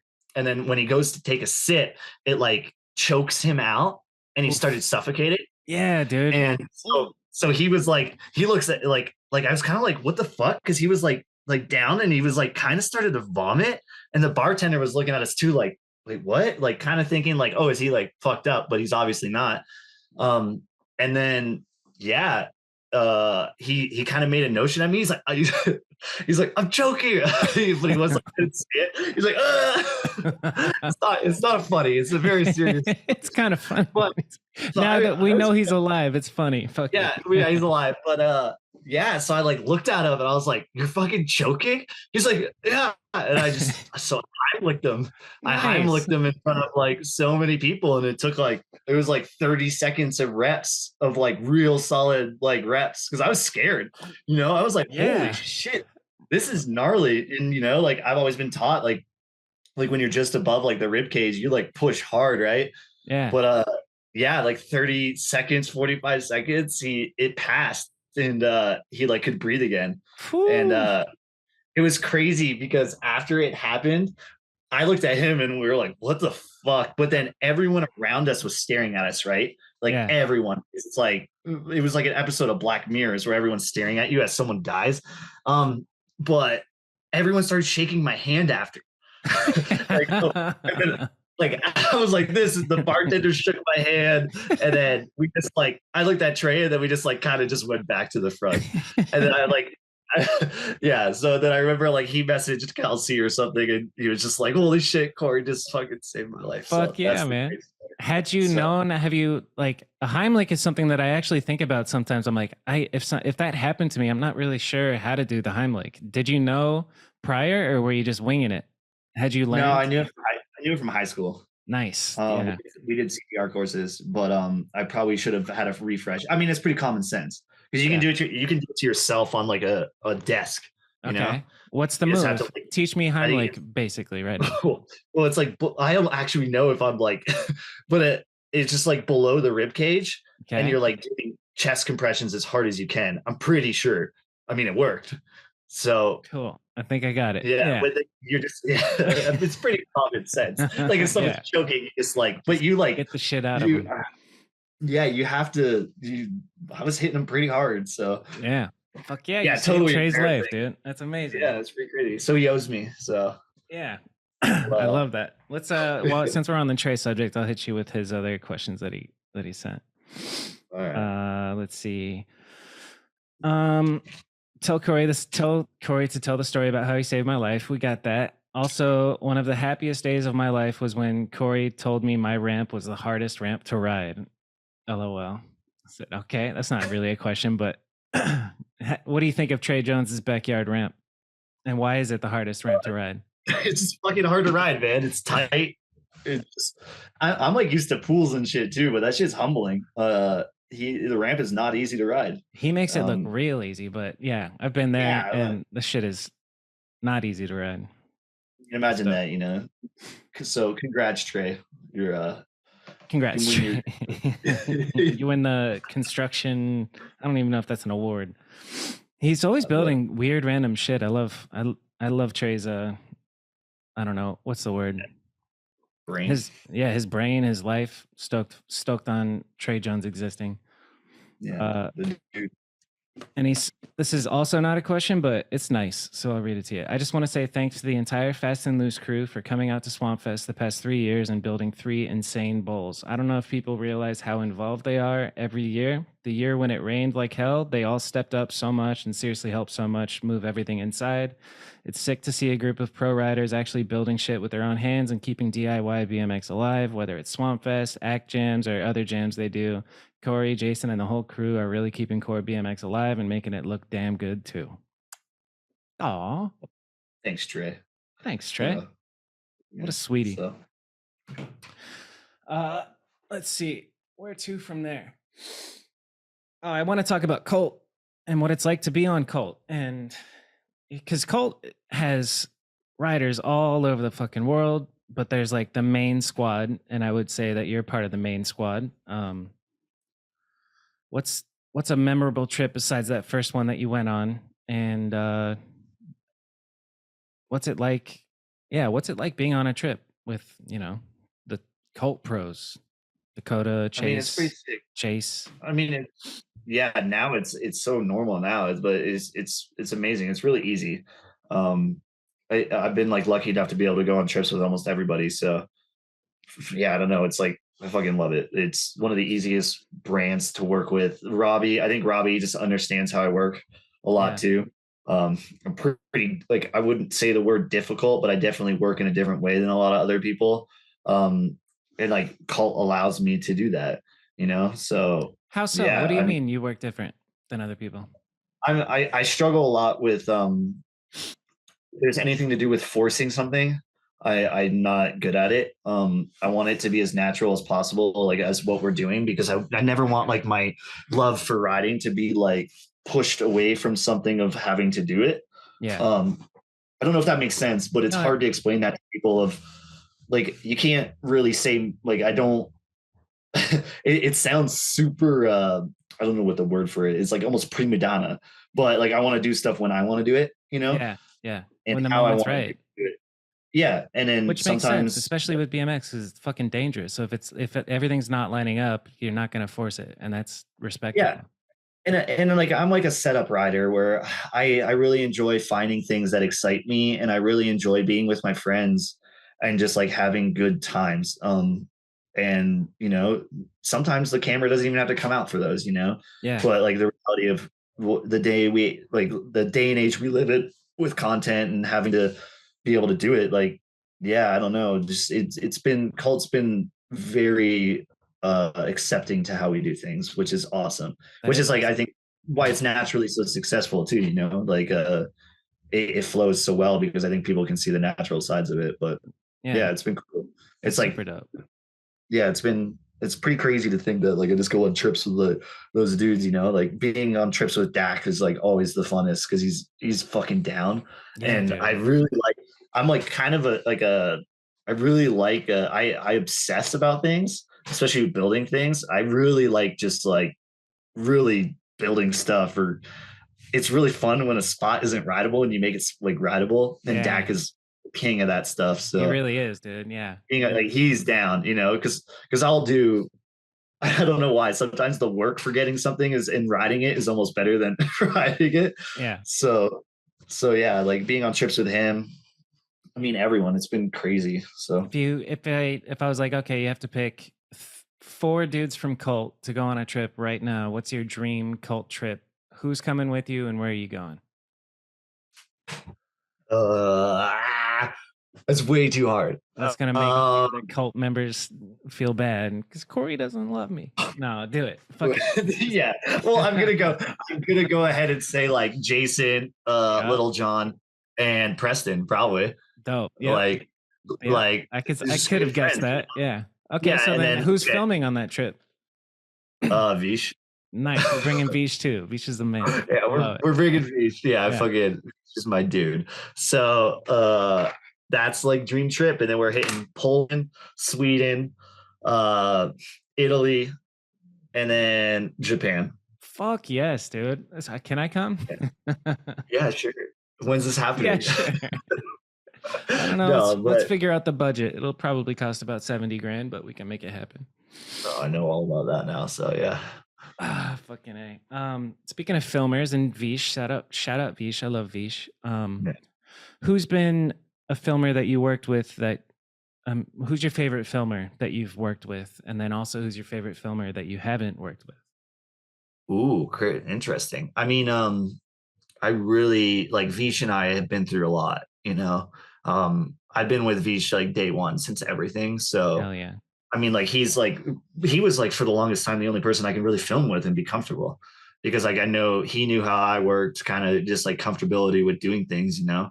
Um, I mean, like I love filming with Gregson too. Yeah. He's just become a really Christopher, right? yeah, Yeah. Chris Gregson. He's become like a really good friend and being able to like ride with him and just the way like the two like cultures like clashing has been like amazing. So That's fucking magical. You writing and then him filming is fucking yeah, perfect. I mean like That he's combo is so like sick. like we've talked about it. I'd love to do a dream like a project with just Gregson. Yeah. But just because it's like my style of riding, it's tough, you know, because you got to travel a lot for it. So, Yeah. and then he's also like a pro skate filmer, really, you know, he's a Yeah. thrash He's a filmer, little busy a sometimes. little busy, Yeah. like as are we, you know, it's like, how do you make any of that mesh? But yeah, I don't know. There's a lot of filmers out there. A lot of snowboard filmers and skate filmers that it'd be cool to work with. But obviously they probably wouldn't. Interesting. Put me Yeah. on to name a couple of that because I I'm, don't think I I'm pay attention to snowboarding and skate I'm filmers. so bad with names at first. Like you can't put me on the spot like that. Like, I'm so sorry. but I mean, there's like I'm not gonna be able to tell you, but I could tell you like an hour from now probably. All right. Well, tell me a snowboard video that I should watch. Um, there's like so like Torment is like the like a core their core like snowboarding site. Like I would say it's one of my favorites, but there's a ton of they put out some crazy shit. Dope. Um, Yeah, snowboarding is kind of like it's a whole thing. Like seeing yeah, them ride street is fucking insane. You know, yeah. like Well, that's like I grew up snowboarding and I snowboarded till I was about like 17 and BMX fully took over and I kind of stopped oh just no because shit. Could you do yeah, tricks and shit? yeah, we like rode street. That's what we would do. Dope, So like dude. growing up and stuff. So like I was like a park kid. So I still have like it's weird now because I went snowboarding this year and it's so crazy when you don't do things for a while. But it's also like super humbling to like go back to it and like love it and be so bad at it. I Yeah, like yeah. super sick. Like I jumped onto a grind box and died. I was like, this is, but it's sick to be able to just like, I don't know. It's the same feeling like when you're biking down the road as a kid and you like see a dirt path when you're like 10, you get stoked. You know, Yes. as you Yeah. get older, that kind of goes away. But like with snowboarding, I can still kind of do that. So I love I'm that. it's pretty it's kind of unfortunate right now. I'm hurt because we just moved to Colorado, and I Yeah, was the like, damn it. snowboarding good there. Wow, that's English. The But snowboarding good there. but good there. Yeah. But hopefully once I'm a little bit healthier, we'll be able to go into the mountains. That's dope, man. I didn't know that you grew up snowboarding. I guess it makes sense because you grew up in Canada. So Yeah, I mean, like our local hill is called Chicopee though, which is like a trash mountain. So it's like a that's why you literal trash become like, mountain. yeah, Nice. literally trash. But that's why you become so like park kids, because it's like, oh, what are you gonna do? You're not gonna like ride POW. You're just gonna ride park all day. So What does that mean when you say park kids as far as like snowboarding goes? just like because the mountain will have like runs, but it will have the train park. So it's like they say park kids, the kids that stick to the train park. What is a train park? Like the Sorry, skate, it's the skate park. it's a skate But park, but for snowboards. yeah, what do you mean? Like that's like where all the rails are and all the like there's not like Oh, you're not okay. just going down a double diamond and then there's a fucking big ass handrail. Like Well, no, if, it's if you can't tell, I've never been snowboarding or paid attention to oh, the okay. culture, so I don't know. I don't know Sick, shit sick. about snowboarding. Train park. Okay, that's cool. No, Uh, yeah, I try to do that a lot. I have a lot of things that I take influence from because like it's just really nice to see other sports because there's so many people doing really sick shit. So yeah. What other sports besides snowboarding and skating are you paying attention to? I just watched I'll a watch. rollerblading video the other day that I was like, "Whoa, dude! Like the rails those Yeah, guys hit are insane." I love rollerblading now. I've always loved rollerblading. I love mountain biking. I used to be an idiot too with it. Like I've said some stuff before to some people. I was like, what the hell am I when you're young and ignorant? And like I was Yeah, trying to be like core BMX, but yeah. now it's like I fucking love mountain biking. A lot of those dudes are super cool. But then like I kind of have like a respect for everything now because I'm like not trying to like if you're doing shit, like I don't even care what anyone says. Like just fucking do your thing. Yes, Um 100% like because agree, I'll even man. like Yeah, like I've watched scooter videos here, and it's just like it is what it is. As long as you're doing what you're doing, and then yep, like especially if there's like core aspects of it, like I'm stoked. yeah. If it's not like a bunch of logos and a bunch of flippy whoopies, like I'm like Yeah, hyped. exactly. So, Dude, I've seen some swaggy ass scooter riders, dude. Like it's all filmed on a VX and just like they have style somehow making it look amazing. There's some scooter riders that are very impressive. Same with rollerbladers, same with what the fuck else is there? Maybe I don't know. I don't know about you hopping on one of those one wheel balanced hoverboard yeah, things, maybe I think stay away from that, but there's a bunch of things. You're also allowed to like have your own opinions and stuff. I've just been trying to be a little bit more open minded to everything and just I think that comes with age and getting wisdom and perspective of like, oh yeah, well, yeah, but like I'm also getting salty here at the same time. But it's like at least I'm like just trying to be a little bit more like I don't give a fuck. good. Like as long as you're not waxing the shit out of the coping, I don't care. Yeah, that's the way Like to be. it is What what it is. Yeah. what are some speaking of being salty, what are some rules? I know there's no rules in BMX, but if there were some rules that you had to establish, what rules would you apply to BMX? And this is a hypothetical joking question, but hit me with it. I don't know, man. I'm just like I'm stubborn. I like what we like and what we do and just having fun and traveling and stuff. So that's like the aspect that I'm stubborn with and salty with. Those are some really Um tough rules. Have fun and travel. You fucking yeah, have you're fun and tough. travel. That's like all I really ask. I don't know if you can tell, but I'm not very competitive. So I don't know. There's just like fuck rules. Actually, like do whatever you want. That's Or a like good answer. Fuck rules, do whatever you want. but it's pretty funny though because we've been having a conversation about gatekeeping as well, and how there is need for gatekeeping, I believe. But also, I don't know. It's a tough conversation this day and age. Why do you Not even believe this there day. is a need for gatekeeping? I just to like kind of pull in some certain things that are going on. Okay, I'm not even starting this conversation, but, Damn, I but want to know what's in that head, bro. well, like just like things, certain aspects that are like people doing moves that are like interesting. Yeah. Like I think there's a lot. I think there's a lot of confusion right now, and there's like, and then this just could be my dumbass like not wanting to learn. I don't fucking know, but like sometimes I just like I want to see what we like to put out, and like a lot of it's video part stuff. Like I'm real stubborn with video parts because that is like where my passion is, and that's my love for like what we do. So it's like I that like I really believe like the BMX needs to like really own that part of it, which I think it does, but because that's what I want to see more of, you know what I mean? Video Like parts. I want to see, yeah, I want to see kids that are coming up that like film video parts, you know? Yes. It's like that's what we do. We travel and we film video parts. Yeah, like it's the argument between like quality content in my head to quick content. And they're both important in this day and age, but there's something about that quality content that does a lot more for me, and I think a lot of other people as well. I agree. Um, Yeah. yeah, like Let's role play because it. I I'm going to be a kid who is good but only posts Instagram clips, and you say video parts are important, and I say, "Well, bro, nobody's around me that can film." What do you say to that kid? well, that's exactly what happened to me. And then I grabbed a camera and started traveling with my friends and just started filming everything. Boom, Like there's your answer, I would kiddos. I would Yeah. just be like I purchased a camera myself and then would give it to my friends. I didn't naturally progress. Like now we have like Clemens is like an amazing filmer, Yeah, and you he's know really good, dude. Slept yeah on Clemens. So he good worked as a at fish.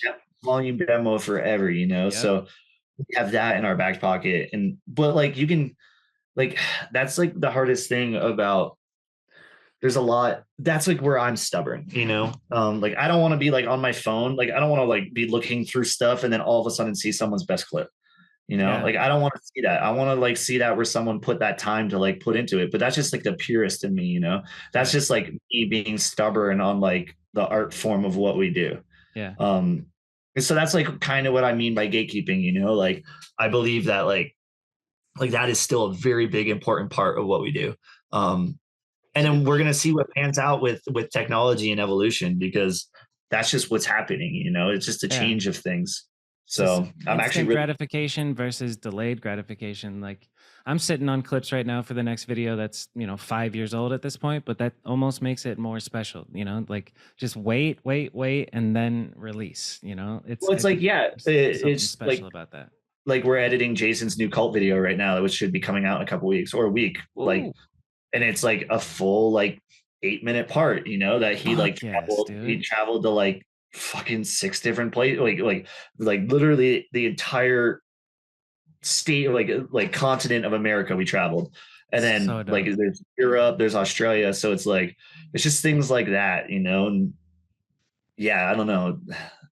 I don't know like where we kind of went with that, but Well, just talking uh, about instant versus delayed and the fact that like you work on a project for a long time, but then while you're working on that project, you also like part of the job and being a like well-known writer, I think is like Dakota does a great job of it, of just like posting Instagram clips, but then like what you see his Instagram clips, but you also know that he's sitting on footage that's going to come out in this yeah, high low video, like he is great at that. figured out. Like I personally really struggle with that.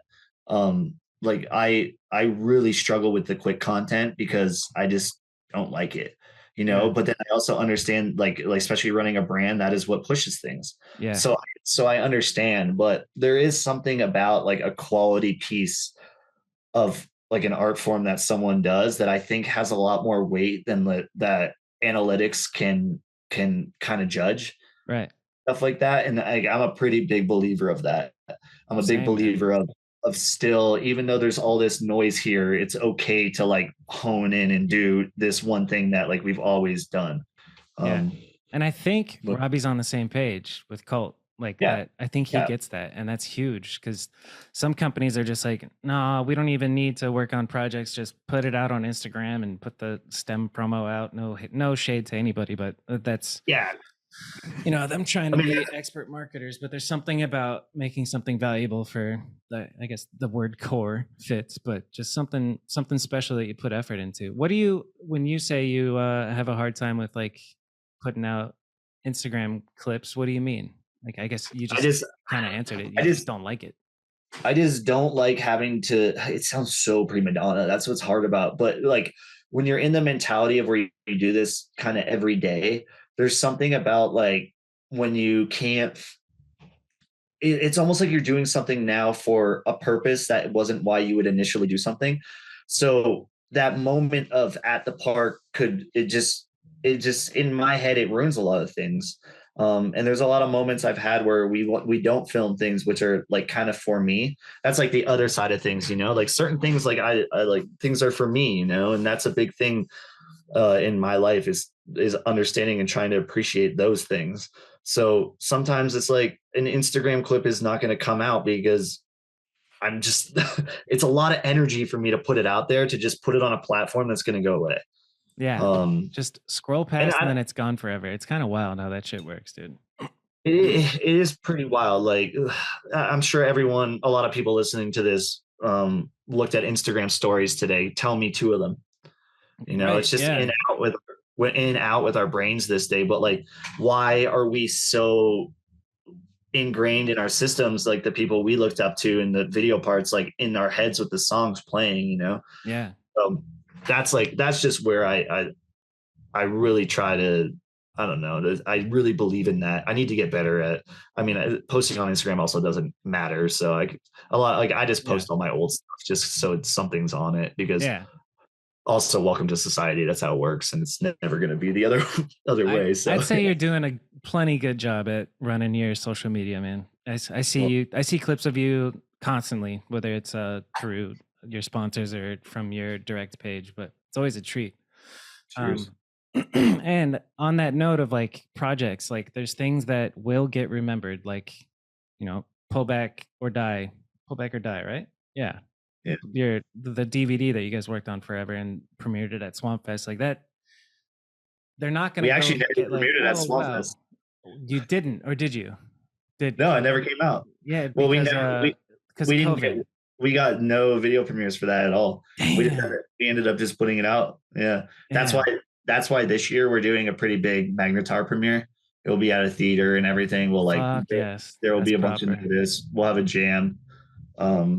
Yeah. So I'm copying that. Well, I'm not copying that. I'm doing the same thing for Mediocre too. Jam premiere in a theater. I think it's so important to have everybody like sitting down, booze available, but like to sit and focus and watch it is important. And then it gives you a chance to like, I don't know, play other shit, play like a local kids video before your video and put people on and all that shit. But yeah, either way, what I was saying is just a memorable, it becomes memorable the more effort you put into it. Like, yeah, full lengths, I think. Honestly, dude, like my attention span for watching just trick porn is like slowing down. Like I think a 30-minute video is a really good length, but like an hour long video like I did with my last one is just like, fuck, that's so long, especially if it's just trick.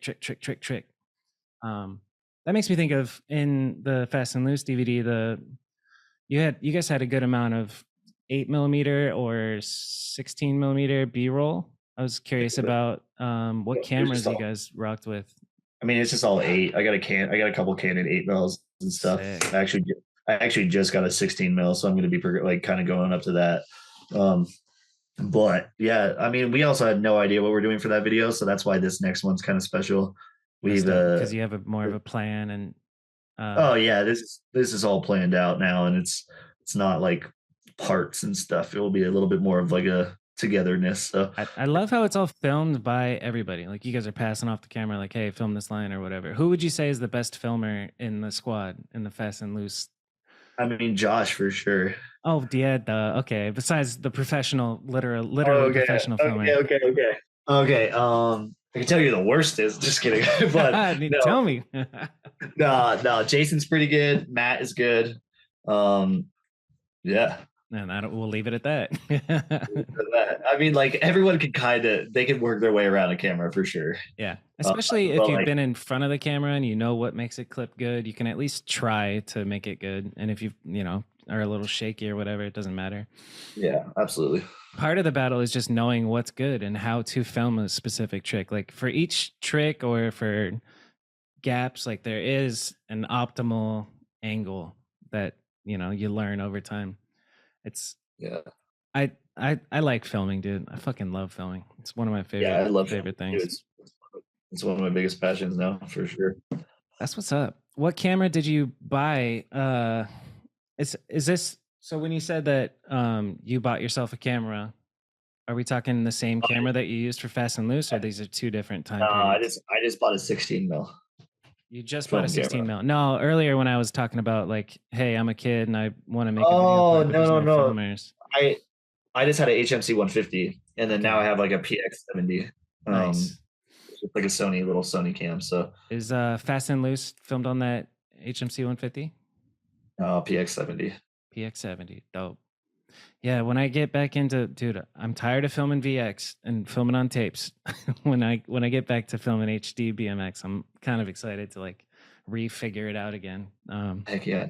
When I was working for Sabrosa, it was a combo of I think a Panasonic HMC 150, maybe or whatever, some HD camcorder, but then also a Canon T3i with the Canon 8mm Yeah. fisheye lens, the like standard, and that shit looked good, man. I miss those days.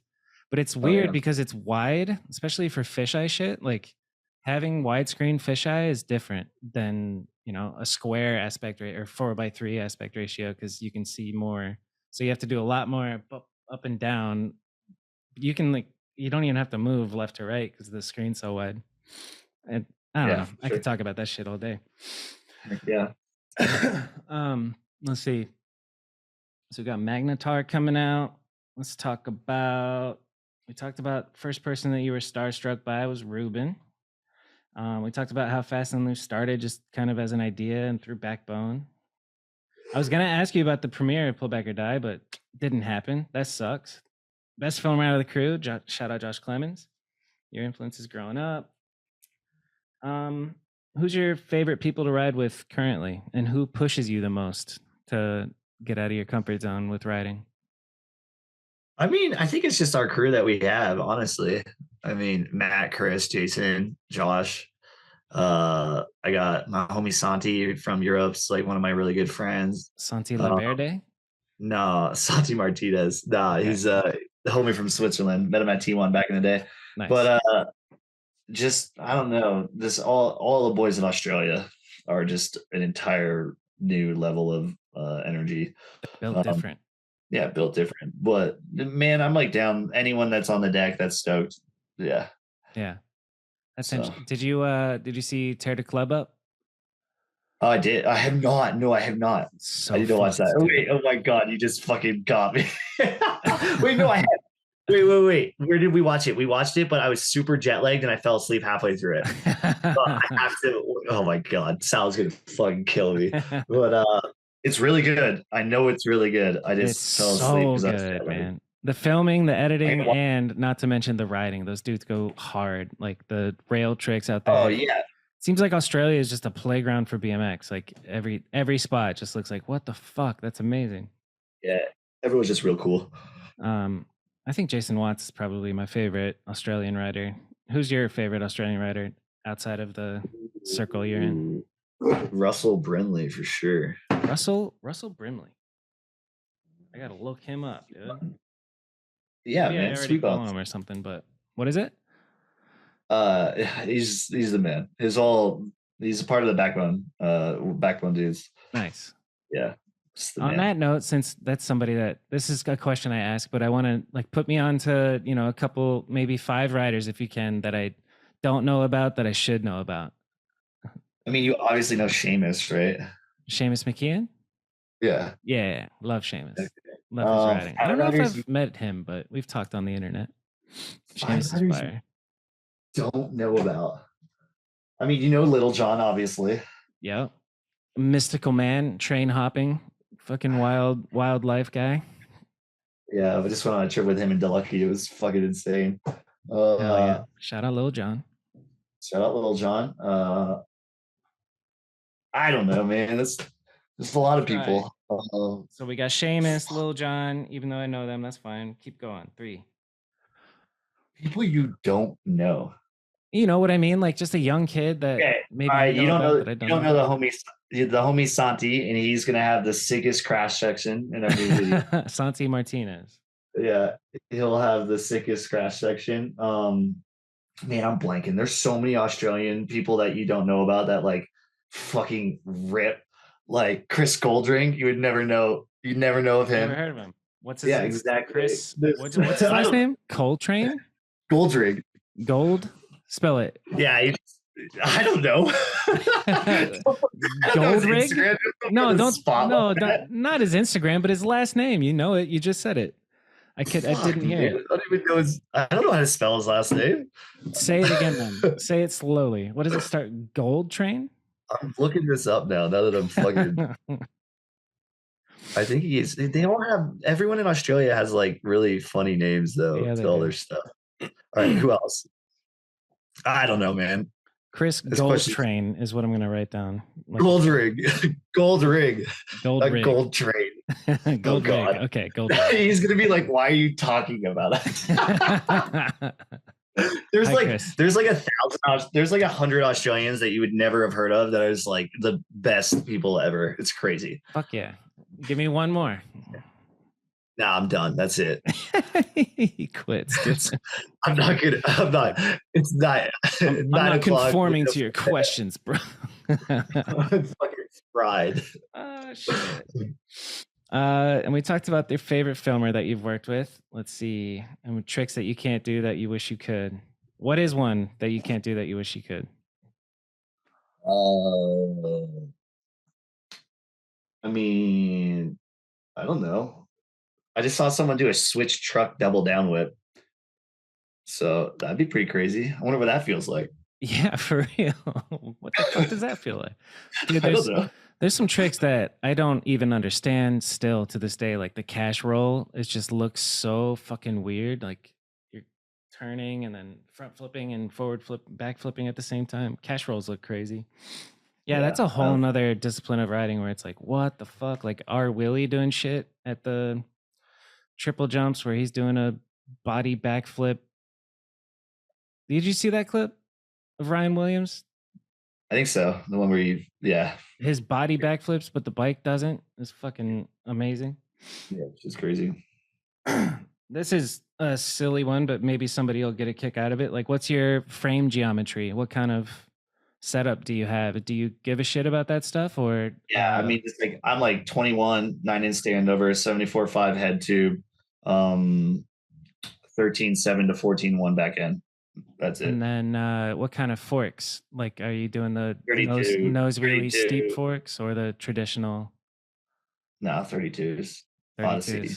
Frankly, I don't know the numbers and what makes it steep and what doesn't, but there's like the trend of making it a really poppy seed muffin type bike where it's like Johnny Rakis or like Grant C even rides one where the shortest, Colin Verignac, like it's just like short back end and then steep fork. So everything is just like poppy. You don't even have to try to pull up to loop out. Yeah, for sure. So that's cool. I'm sure somebody cares about that. I don't. I've always just been like, let's just ride the bike. And then there's some shit where people get so nitty gritty about the details of like, no, it's got to be like 0.25 inches longer on the back. And I'm like, just ride the fucking bike. Someone made it through 2 hours of this to get their question finally answered. 74.5. And they're going to be like, why the fuck would you ride that? I think we're 2 hours deep on this right now. They're hyped. So, hell yeah, brother. You got welcome. The numbers. I wrote down here because you mentioned earlier that you were working 3 jobs at one point. What were those jobs? I was a woodworker. I worked at Costco. I worked at a bike shop, a BMX shop in Vancouver. I was doing DoorDash at the same time. I was a shop. I was a BMX race frame mill rider for a little bit, powder coater. Nice. Yeah, that was in BC. Kind of done a lot of stuff. Fuck yeah. I was doing everything possible to do it. It was just to get shit done. And this is like around the time where you moved out and you were making it work, living with your sister. Yeah, that's dope. Yeah, for sure. Like we raced for a long time, but I was working at it was a company called Yes, a race frame company. I worked there for a long time. So sick. What'd you do at the frame? Oh, you were powder coating. My bad. Yeah, like we kind of helped it. I did a bunch of the mill riding on like the headsets and the bottom brackets and stuff, just really easy stuff. So what does that mean, mill riding? Like cutting all the tubing for welding. Oh, okay, got you. I'm not good with my hands. I don't know this type of stuff. Okay. Maybe that could be the wrong word too, and someone's going to be like, "You're an idiot." And I'm like, "Yeah, I am." Yeah, I sure am. Yeah. So. And then I also wrote down earlier we were talking about health and taking care of yourself. What diet? What food are you eating? That's something I genuinely want to know. Like, I'm curious. Pescatarian. I don't really eat meat. I'm allergic to cheese, chocolate, and processed meat. Pretty fascinating. So yeah, I don't It's know. I low just key like, like good for you to be allergic to that shit because then you stay away from it. You know, processed meat, yeah, I mean, which is no yeah, for good. sure. I mean, like I can't eat shit anymore except for at night apparently, but I can't eat shit unless I feel really bad after. So I just like eat a bunch of vegetables and protein Nice. stuff. Fuck So yeah, that's the move. Meat and veggies, or not meat, but protein and veggies. Fish and yeah, veggies, dude. I had a bomb ass salmon earlier with some cauliflower and just a little bit of white rice. Man, it was fire. heck yeah. All right, Corey, should we move on to our fan submitted questions? Sure. 2 hours and 8 minutes in. Let's do this. Are we? No, we started at 6:30. We're an Oh, hour and a half in. I'm in the future an hour. Are you? Yeah, it's Yeah, so it's 9:08. it's 9:08. All right, cool. I'll let you. Yeah. We'll get out of here after these No, rapid we're fire chilling. questions. What's internet? Let's do this. Actually, before we get into the Instagram questions, we will do the necessary Mount Rushmore. Corey Walsh's Mount Rushmore of BMX riders. There's 4 heads on Mount Rushmore. Pick 4 riders that are the all-time greats.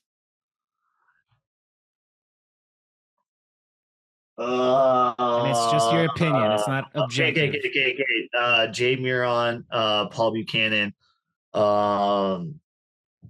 Fuck. I want to say Joanne Rubin, but there's like 7. But I didn't even get Aiken in there. Okay. Fucking let's do Joe and Aiken. Sorry, Rubin. Oh my god. Sorry, Rubin. I don't know. I'm tired. I worked all day. Here we are. That's good. That's plenty good. All right. Instagram questions, baby. Thanks for doing this, by the way. This has been fun. Of course. Thanks for chatting. It's fun to talk about bikes for a little bit. We've been pretty I'm excited busy. to hear about or I'm excited to see Magnitar. How far are you guys into the process of that? You're editing now? Is it ready to go?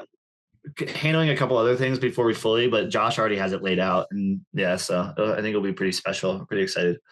That's dope. Okay. Yeah.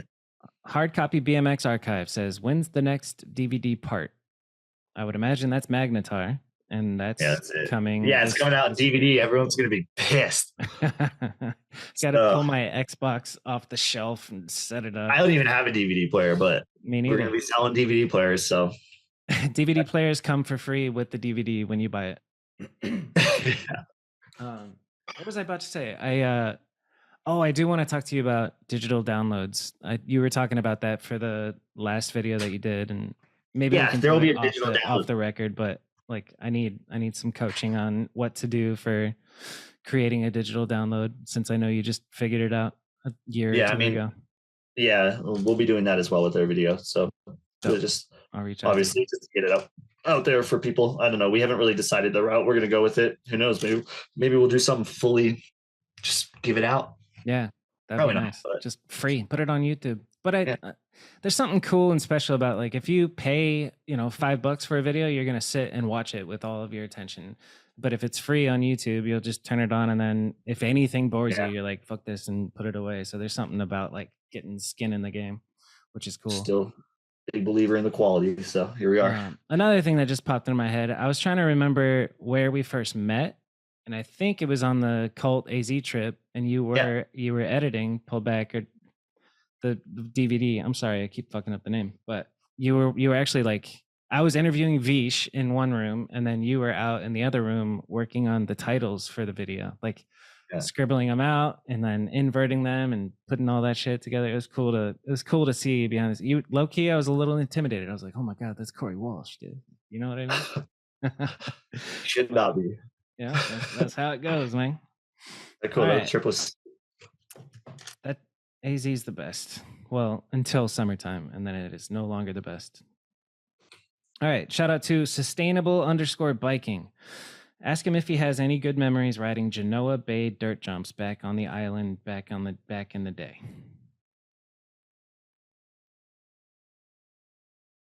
Genoa? Genoa. Genoa. Genoa. Genoa. Bay. Where is it? Genoa Bay dirt jumps back Dirt jumps on the island back in the day. We're gonna skip it because that doesn't ring any bells. Someone now hates me. Thanks for the question, Sustainable Biking. Logan Shred says, what is one place or spot Corey would like to ride but has not yet?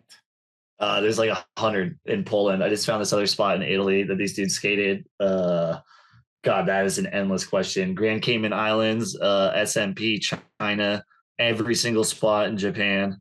Boom. Europe is just like crazy. It's like everywhere you corner you go now. There's like everyone's filming parts right now on like a lot in the skate world on all this stuff that no one's seen before. It's crazy. That's so sick. Yeah, Europe's built. Yeah, that's like there's like 3 DIY spots I'm trying to build here. I can't wait to ride those.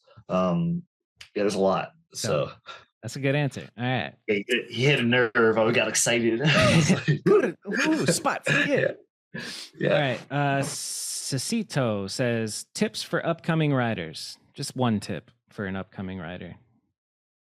Have fun. That's a damn good tip, Corey. Damn good tip. Yeah, get off your phone. That's smart. This is a cool Instagram name. Dead and Erect says, always in solid band tees. What's your top 5 so I can binge? Also come to Perth already. X. I think that's awesome. I've been on a crazy band kick lately with buying t-shirts. It's like I got a problem. Yeah. I also am genuinely curious. Hit me with some bands that I can look into.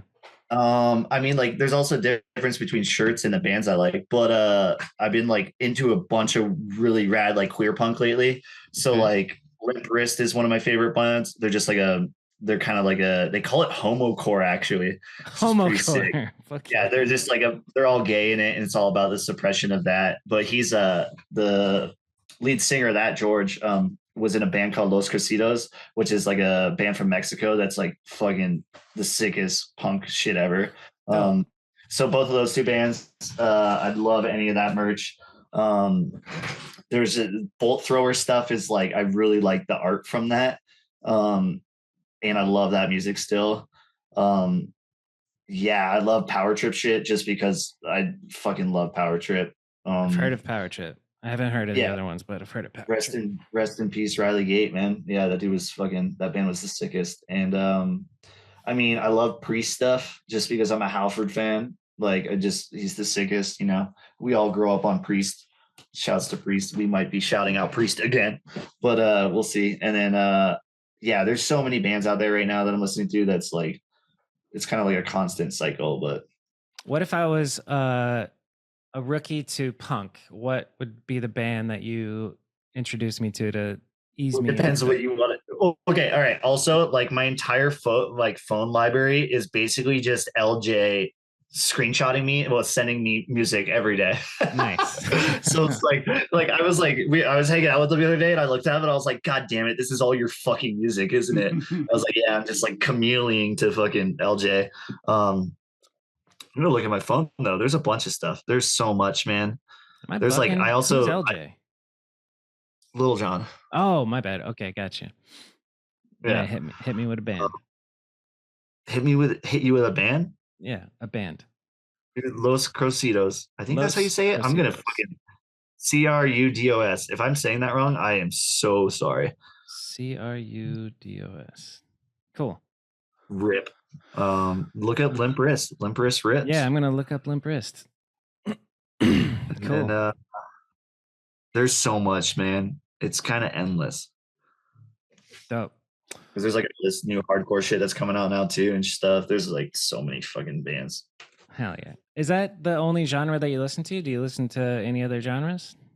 Or are you pretty... No, I've been super into like folk and like a little bit of like older country now. Kind of dope. Been listening to a ton of that. I love like post-hardcore music. So like Explosions in the Sky and Sigur Rós and like Godspeed Black Emperor. Those are stuff like that. I'm super into indie shit too, sad boy stuff. I'll listen to emo. It kind of like I go through like cycles of like whatever mood I'm in. Post. It's like my Spotify is fucking all over the place from everything you can think of. Yeah, and it's like I'll have songs pop on like that, like will come on in front of everyone, and I'll be like, "Oh, turn that off," you know, like 'cause it's just it's like something for me. So that like comes from my life. So I'm yeah. like, guys, I was you didn't hear that, all right? All Yeah. right. Chardmander. I know Chardmander. What is your favorite Canadian snack food or candy? Mine are cheesies and coffee crisps. That's an interesting Canadian question. Yeah, that's sick. Ketchup chips. My Ketchup mom just came chips. and visited. Yeah, my mom just came and visited and brought me some. Nice. Uh, honey That's crullers rip. Tim Hortons donut. It's a honey cruller. Canada maple syrup is like my favorite thing. Like it's so fucking Canadian to say, but I love maple syrup. maple syrup is bomb, man. Yeah, but yeah, I'll say sushi too because Vancouver's got some of the best sushi ever. So I I believe know that. that's like Yeah. very not our culture, but it's fucking I fuck with sushi. Straight from the source. Yeah. Faljairo says, "What is your ideal partner? And have you had a partner?" I think he's interested. What's your type, Corey? I don't know. Are you single? You got a boyfriend?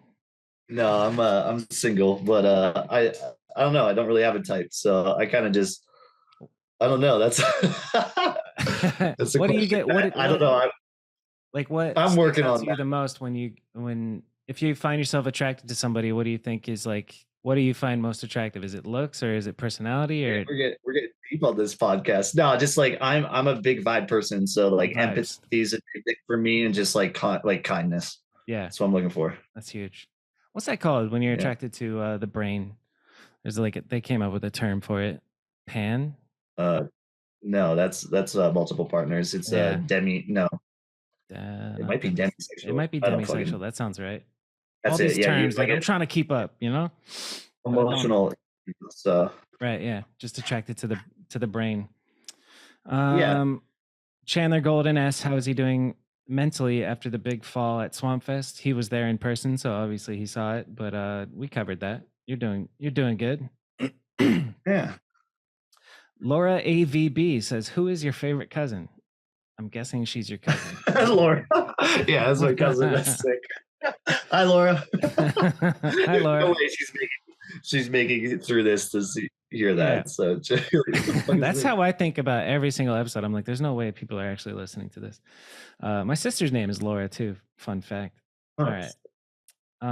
Joe like the coffee says, how you so sick? All right. I'm not. Yeah. Which I'm reading it and then I'm like, I'm just gonna skip that. I'll skip I'll pre-read them from now on. Let's see. This is a dumb one. Real Lejean Schemmel. Jesus Christ. Is slow and tight okay? What's your thoughts on jib riding? It's sick. It's sick. I shout it. Yeah. I got a soft spot for everyone that coming up with some slogans. It's pretty sick. It's cool. Yeah. Who's a rider that rides the complete opposite of you, like low and slow and on ledges? Who do you like right now? I mean, Felix is one of my favorite bike riders ever. So for real, dude, Felix is unbelievable. All right. Yeah. Let's see.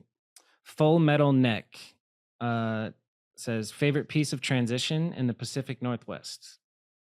Vancouver, Hastings, it still counts. Pacific Northwest. Sick. Hastings. Yeah. Forever. My favorite place in the world. And then this one, I don't know what it means, but you might. He says body jar ? Yeah, it's like when you purposely case the quarter pipe. Oh. When you don't have any tricks, so you just go and try to case everything. That's when you slam your back wheel coming in. That's a body jar? Yeah. Cool. Yeah. I'm learning new transition terminology. Hell yeah, sick. Ace 27 says thoughts on plastic pedals and would you run pegs 2, not 4? No, I'm just like whenever I ride pegs, I only ride pegs. So I'll probably be pegless forever. And I will never run plastic pedals because I just like metals. Yeah. They're just I like it's really a big totally different feeling. Hell yeah. Mitchell M. Chatty says, do you miss Galt Wood days as much as I do? Yeah. That's the shouts to Mitch, dude. That was like one of the homies I worked at the woodworking shop back home after race day. I worked there for like 4 years on and off. It was pretty fun. Boom. Alejandro Corral. When will there be a new full-length DVD? This year. And then he came up with names. It's called Magnitar.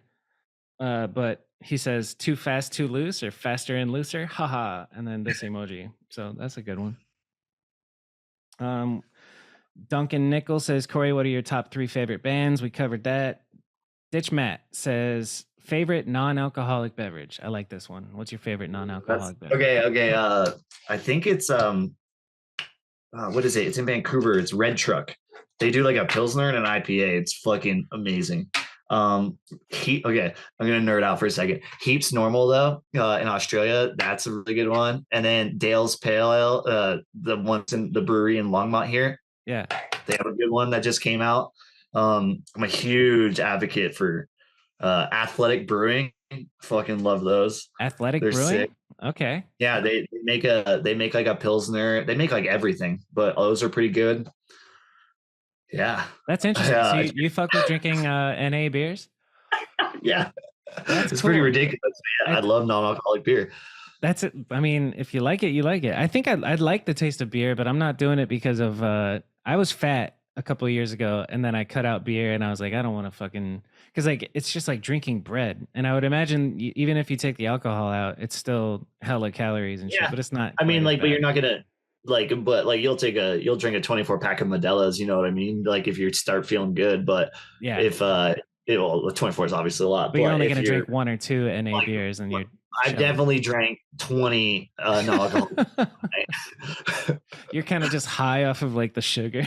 Yeah, for sure. All right, let's see. Jed Campbell, thoughts on Australia and its BMX scene? We covered that, Jed. Fuck yeah. Yeah, you guys are Australia's sick. The best. See you soon. Kyle Van Dillen says, thank you in all caps for building all these crazy DIY quarter gems in Canada, Georgetown DIY, etc. That's a nice message. It says thank you. Yeah. Let's see. Aaron Falls a lot. Did you really try to double the Vancouver Washington pipe? Double? No. Yeah. No, I tried to do it once and it fell. The answer is no. You did not try to double. The answer is no, Aaron. That's a pretty cool rumor. Yeah. Hell yeah. Urban legends spread, dude. Yeah, Corey Walsh tried to go around this thing twice. Dude, the ones that swap past were hilarious, man. There was a rumor. I lost my eye. There were so many rumors going around. It was crazy. I was like, whoa, this is weird. It's like I've never heard this before. People love talking about people, man. All right. Jay Doog says, hey, Corey, tables, turndowns, moto whips, one for the rest of your life. Which one? Oh, that's like fuck, marry, kill. Tables, turndowns, or moto whips? Moto whips. Nice. Moto whips. What's the best feeling air trick that you do? Moto whips, or just like airing something and kind of just. I just like kicking bikes out. Yeah. Yeah, dude. Kicking out feels good. I'm so fucking jealous of the shit that you can do on a bike. Like if I could just jump into your body for one day and fucking ride like you do, that would be a treat. Yeah. Ed Hewitt or Ed Hwet, are you coming to Narbecue at Baboons? Trying to see you ride that pool. Yeah, I think for sure. We're trying to get out there. Nice. Yeah, I want to go support Boone for sure. That'd be sick. Where the fuck is Fabby? Says, when coming to Sweden? Hopefully this year. I'll let you know. Loud and Low says, no questions, just a whole lot of respect and a salute emoji. So that's cool. Cheers. Juan Williamson's, this is a good one. How do you overcome demons, aka mental blocks, when you're riding? Ooh, hi Juan. He's the homie from Vancouver. So yeah, I don't know. A lot of it is just like a lot of work. I don't know. Like when it comes to riding, just certain things are you're gonna want to do over certain things. I don't know. It's just like a thing over time that I've just scare yourself. I don't know. You just get used to it, I guess. Yeah, there's like a moment when you're about to do something scary where you have to like either turn it off or turn it off and go, or keep overthinking and then stop yourself from doing it. Has there been times where, I'm sure there has been, where you're like setting up to do something and then the vibe's not right and you're just like, nah, and you call it Yeah, off. yeah. I had one in Barcelona and Chadwick. It was actually with Chadwick, and he was filming, which was pretty funny because I had never really filmed with him before, and I was like, "Oh, you're getting to see the whole fucking package right now." It's because I was like, I think I tried something for 4 hours, but it was like a mental try something. Um, I don't really do that to myself these days very much. I'm trying to kind of stay away from that. Of being very confident on everything I do. But that was like just a rare one where I knew something was possible. But sometimes your brain just like wants to yell at you, Yeah, and you just gotta push through it. I try not to stress myself out too much on that shit anymore. Just nice. and just do things kind of more for like how I would do them instead of doing them for like the ego of what it is, you know. I think that's smart. All right, we're almost through them. Butterleg says, any wild stories from camping at skate parks? Yeah, dude, I wanted to talk about your van life and all that, but we'll get to that next time you come on someday. But any wild stories from camping at skate parks? We did tell that one No, not story. no, not too many. I mean, like we've been in the bowl and kids have like thrown beer bottles and shit, but like we haven't not that too much. Not that too much. Wow, I'm getting tired. but yeah, it's just we've been pretty safe. We also are all in our vans. Like we kind of have like it's like the bouginess of traveling. Yeah, Um, glamping. but I mean, we definitely we slept once in Portugal in like a random parking lot and woke up at the lowest part of the parking lot and it was pouring rain and we had a tent inside the tent and the other tent was flooded, but our tent was dry, but we were like floating. Shout Whoa. out, yeah, shout out to Dustin Orem. That was that trip. The Fuck yeah. his Shout out to favorite Dustin Orm. I love that guy. his favorite quote was "Outsketch the sketch" on that trip. So Outsketch the sketch. outsketch the sketch, yeah. I can't imagine waking up and then you're like, wait, did I sleep on a waterbed? And you're just floating? That's got to feel weird. Yeah, that's pretty crazy. All right, Butterlegs. Are there any spots, ramps, bowls that aren't around anymore that you wish you got to ride when they were? That's an interesting one. Apparently, Grand Cayman Islands are that Grand Canary Park is gone this month. I'm pretty sure. Apparently, um, Shit. and that's like one of the OG Grindline parks, which is pretty crazy that they would even get rid of that. But just that's like a tourist area, so I think they're putting condos in. Yeah. Um, Condos I make mean, more money than skate park. yeah, there's a bunch of spots. There's that one mall with those white vert walls all over it. I forget where it was. I think there was one in California and in Florida, or it was in the middle of nowhere. I don't know. But a lot of people rode that one. That would be sick. I would give anything to ride T1 again. Um, but that was like the beauty of what it was, you know. Yeah. Maybe it is a beautiful thing that you don't get to ride it anymore. Yeah. Um, there's a lot of spots. There's the amount of pools that are gone that like could get a session in. That's like the biggest thing because those are always like a full cycle Right. of Yeah. love everything you do. So yeah, I don't know. There's so many spots, like so Of many pools. course. Yeah. But I'm trying to think of mine. Like, I wish I could ride Brooklyn Banks. I think they're back open again, yeah, Tony which is like put a bunch of interesting. money into it, and they're opening it as like a city thing. Fuck yeah. That's dope. And Yeah, I wish I could ride Deck Park at in the 90s when it was all fresh and all the ledges were not destroyed like they are now. I think there's yeah, like talks of destroying Deck Park. You've been to Arizona. This is my yeah. question from at Bobby Kanode. What's your favorite spot in Arizona? I didn't really submit a question for the record. I just want to know. There was a pool, this one pool with this diving board that was fucked. Shout out to Court and all the skaters out there. They're like these dudes, the pool dudes out there, and there was one pool they gave us, and it was one of the best pools I've ever been. I don't Hell have a yeah. name for it, I don't have anything, Don't but worry about it. It's that a cool Arizona pool. Yeah.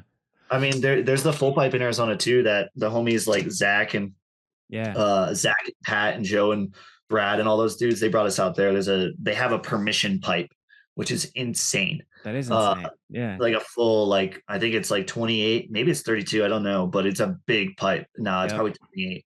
And I know which one you're talking about. I've never been there. yeah, but it's a permission pipe. The grounds like Zach did some crazy shit, and now it's a permission pipe. Zach knows That's the amazing. tenant, Shout out which Zach, is dude. I just bumped yeah, into him the other day, not too long ago. He's the hell man. yeah, dude. What I would give to see him trying to carve a stair right now. Yeah. There's a bike rider you've never heard of. There's one, Zach. Yep. Zach. My man Zach. Oh, yeah. Harrison Fuller says, what's your all-time favorite bowl and why?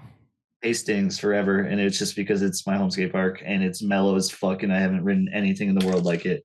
Nice. Spectrum, that was like one of the first parks I think Spectrum poured, and the radiuses are crazy. I think they're 8 foot, and they must have like a. It's got to be like a 9-8 or a 10 foot radius transition. I want to actually go measure the transitions on them because I want to see. But like, you got to make templates for that, which is pretty crazy. But Yeah. it is the mellowest thing I've ever ridden. Huh. But it Dude, still allows you to fucking just yank. bro, So, just hearing you talk about like radius, I've never even heard anybody talk about that. Like oh that's yeah, I cool. mean, You're a that's like, transition guy, you know? Yeah. well, yeah, that's like like we build stuff with Jason and stuff too. Yeah. Lots. So you know your Well, geometry, we're circumference, diameter, radius, we're and nerd, we're nerds with it. So yeah. that's what's up. If you care about something, get nerdy about it. Hell Uh, yeah. Tom Russell BMX. Who's faster, Corey or Chris Fox on a racetrack? Chris, he was just squatting 2 plates in the gym the other day. So Chris is fast. He's got the juice. Yeah, look Okay, at Chris, let's see. dude. He's fucking ripped. Jason says, "Do you have a boyfriend?" Nope. He's single. No. We talked about this. Archie, my main man, Archie Kenward from the UK. He's a editor for this podcast. He says favorite spots, which you've kind of listed a couple, but Yeah, I mean, there's a lot. There's like the UK, one of that drainage shits in the UK, that crazy thing that Sebastian broke the coping out and did that table on is like nuts. Um, there's so many. I rode a water slide in back home once in Kitchener. That was insane. There's the Australia double shotgun pipe to the vert wall. That thing's fucked. There's so many spots. It's yeah, so you've endless. ridden some gnarly shit, dude. Yeah, And it's just kind of like, like it's cool, but then it's kind of like at the same time though, it's like I don't know, it's funny because you get like excited about these things and then you don't get excited. Like that's why I always build DIY shit because it's like it really gets me excited. So yeah, hell yeah. All right, let's see. Jack Rayner BMX says, "How do you get over the fear of hitting something fast, or how to air out of pool coping?" just That's work at it. two different things, I think. I But mean, pool coping is just like, yeah, no, it's speed because you just got to start hitting it and just hit it harder. I mean, like, I remember being young and just like going for it and then finally just being like, I remember I'd be like, yeah, like going. So yeah, what would you, just if you could give me a tutorial on how to air out in a minute or less? What are like the key things? How do lean you back air out a quarter? when you're fucking. I'm pretty sure Dugan has a tutorial on YouTube. But I don't know. You lean back. So you lean back. Here, I'll use Josh's Trader Joe's name tag to. Okay. You lean back off the quarter, and then your front wheel hits, and then your back wheel hits, and then you expand your legs, and then Expand you your legs. So pull. push your legs out. So your No, knees no, aren't. yeah, you push your legs out, and then you fucking jump. I don't know. It's such a feeling thing. Like I know you can't do a tutorial on how to do it, but Just watch Dovey ride, and that is how you air a quarter pipe. yep, dude. Just W is fucking incredible. Freak. Just kidding. He's a freak. His, every time he like airs a quarter pipe, we always say that because it's just like the pop, his pop and his pump is just so ridiculous. Like Unbelievable. it's like he's just a scrawny dude too, you know. He's like, well, not but he's just a young kid, but he's like mastered the like motion of going up and like being at the actual like physics to compress. Yes. Fucked up. It's super fucked. It's unbelievable, man. I go up a quarter pipe and then I kind of fucking bunny hop, and that's not how you do it. Like there's no bunny hopping when you air out a quarter. It's just like using the transition, and I know that. But when I go to do it and my muscle memory kicks in, I'm just like yeet, and then I'm either landing flat or not making it over the coping. Whatever.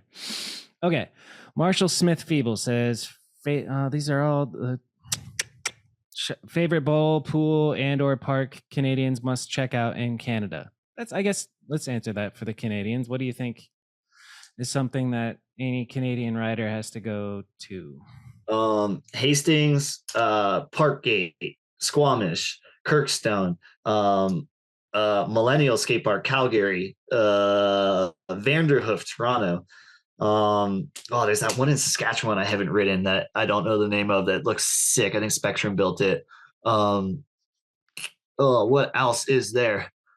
There's a lot of skate parks everywhere. I don't know. That's a plenty good answer. Yeah.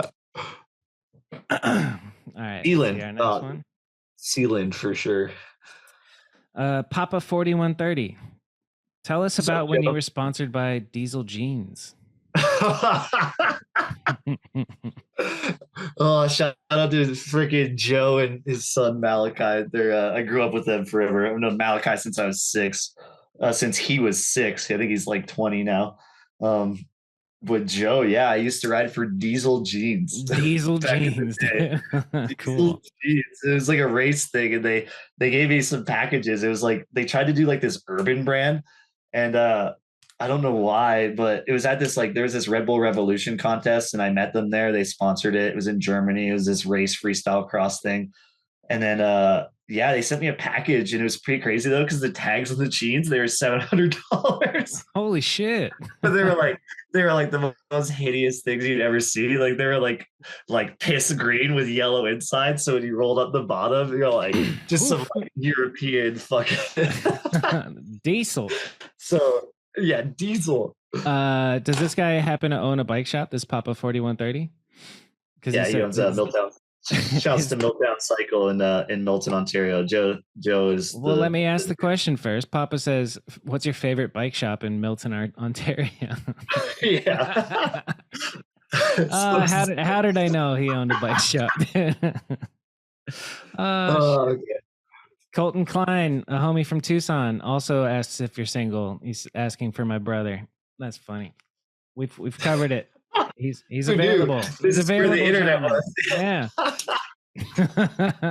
he's emotionally available. Shit. Right. Let's see. BMX Rad Dad 420 just wanted to say that he absolutely blew my mind at the Ain't Dead Yet jam at Four Seasons. Heck cool. Yeah. Shouts to LJ again. Shouts to Milwaukee. Shouts to Four Season. Fuck yeah. That shit was fun as fuck. Dude, I'm seeing a pattern here. Luis Adrian Bautista says, does he have a boyfriend with a heart emoji? God damn. Navajo Marky Mark says, how he air so high? You go fast, you pull back, or die. That's the answer, right? How sure. Do you have a genuine answer for that? How do you air so high? It's just pump. It's just pump. You just got to figure out the leaning back motion off the quarter pipe to be able to pop off of it. That's literally all it is. Boom. Loop pop. What would have to be one thing you enjoy doing off the bike? By Bent fucking Spokes. That's his Instagram name. What would have to be one? What is one thing you enjoy doing off the bike? Pretty sure it's Ben. Might not be. Bent fucking Spokes. No, I know Ben Spokes. Okay, Ben Spokes. I do a lot of things. Like I'm super into shows. I love being with friends. I love riding like just normal bikes. It's been like a really good transition. Yes. I actually like really enjoy going out, like partying with friends and stuff, but without partying. It's pretty funny. Yeah, that's what's up. I love being around like-minded people. Traveling for me is like a really big thing. I like photography, videography, just nice. What are you shooting photos on? I just have like a little point shoot, but that's all you need. Yeah, that's just so I can remember as we travel. You know, it like sparks a little memory. Yeah, is it digital or film? It's film. It's a little 35. Hell yeah. Yeah, there's so many things. I try to keep myself like very like motivated in a bunch of different things because BMX isn't everything, you know. Yeah, so that's smart. Yeah, I respect the shit out of that. Let's see. Keaton662 says, when did he find the love for flying as high as humanly possible on a bike? 6. When I was 6 years old. I guess. That's fine. Trey Jones says, please tell the story about how you saved my life, please. We got that, Trey. Love you, Trey. Seth Varga, are you going to jump that red thing that Andrew Gabo was riding recently? Seth Varga says that. Are you going to jump that red thing that Andrew Gabo was riding recently? It's it's like the Grand it's not Grand Canary. It's like what is it? The BSD dudes went there. Like Chris Kyle went there. It's that spot. I know that spot he's talking about. And I don't think Gobo's been there recently. Sure. Yeah, sure. I was gonna say let's go with that. Oh, I like this one. It's funny. Tabe Lords says, who has the best tables in the game? I love that question. Ooh, there was one person that I would always say that I will not say anymore. But on the other side, fuck, I love like Matt's tables are so good. Matt and Gary Young, Classic. forever Gary Young fan, obviously. Gaza. Um, yeah, I don't know. You know who I like I'm is saying, Brett Silva's, because he's got good. doing them not in. I guess he could in transition, but the way he's doing them, like Oh no, Brett's the sickest. Yeah, rail but I'm saying hop, Carter. fucking bam to tuck. Anyway, but yeah, Matt and Gary. That's a good answer. No, Matt wins though. Sorry, Gary. Let's see.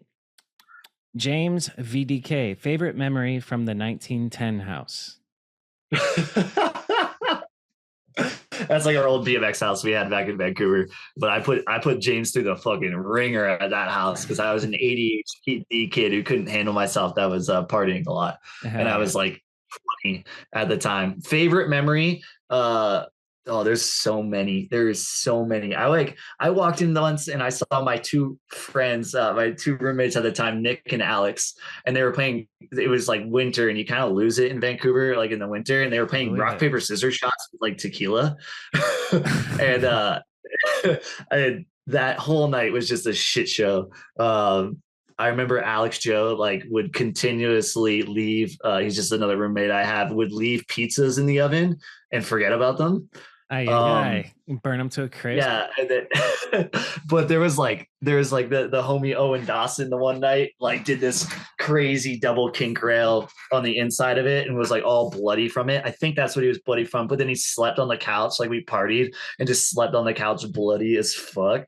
There's That's a some BMX good house that. shit, dude. I love Oh it. yeah, there's Yeah. like we had an adventure one night with like and we had a neighborhood bear. It was pretty sick. We tried to drain 3 doors down their pool while they were renovating the house. He was our neighbor. We tried to drain his Can pool at we go 4 back to a.m. neighborhood bear real quick? A literal yeah, bear? yeah, we had a homie that would come up. We We had a had a carport, so neighborhood bear. Get the fuck out of that's here.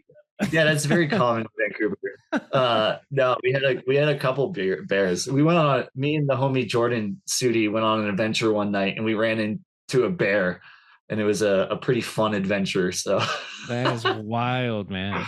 I'd dude, never want that to run into a bear. I have endless stories about that house. So yeah, say I apologize to James. So Sorry, James, for whatever and his Corey did to partner you. at the time But because she I was just fucking didn't like me. that just makes me realize how important it, or not important, but like how I'm so glad that I got to live in a BMX house like for 8 years. I was in Drew's house and then a house in Tempe, and it was like the hub. All the riders came and crashed there. It's the shit. Like if you get Yeah, the chance everyone's. to live with some We had roommates in 10 a people. BMX house, do it. You had how many? We we had 10 people living in that house at one point, and I had the homie Darcy. Shouts to Darcy.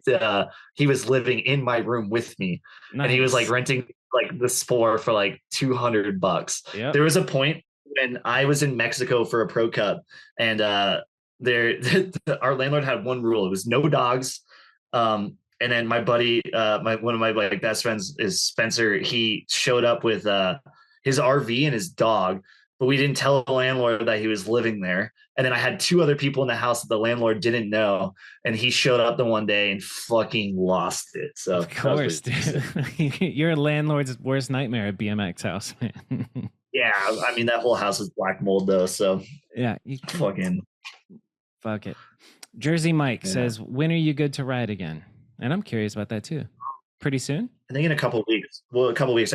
We'll see. I'm feeling really good. I'm just like I gotta be careful with my neck. I Yeah, get like I've been riding my Fairdale a lot. So I'm just good for trying to you. get back into this swing of things. So That's what's hopefully up. let's see a couple weeks. Yeah, I'd say don't rush it. You know, you got the whole rest of your life. Yeah, I'm pretty smart with my body. So we'll see That's how it what's goes. up. All right, let's see how much. Okay, we're almost there.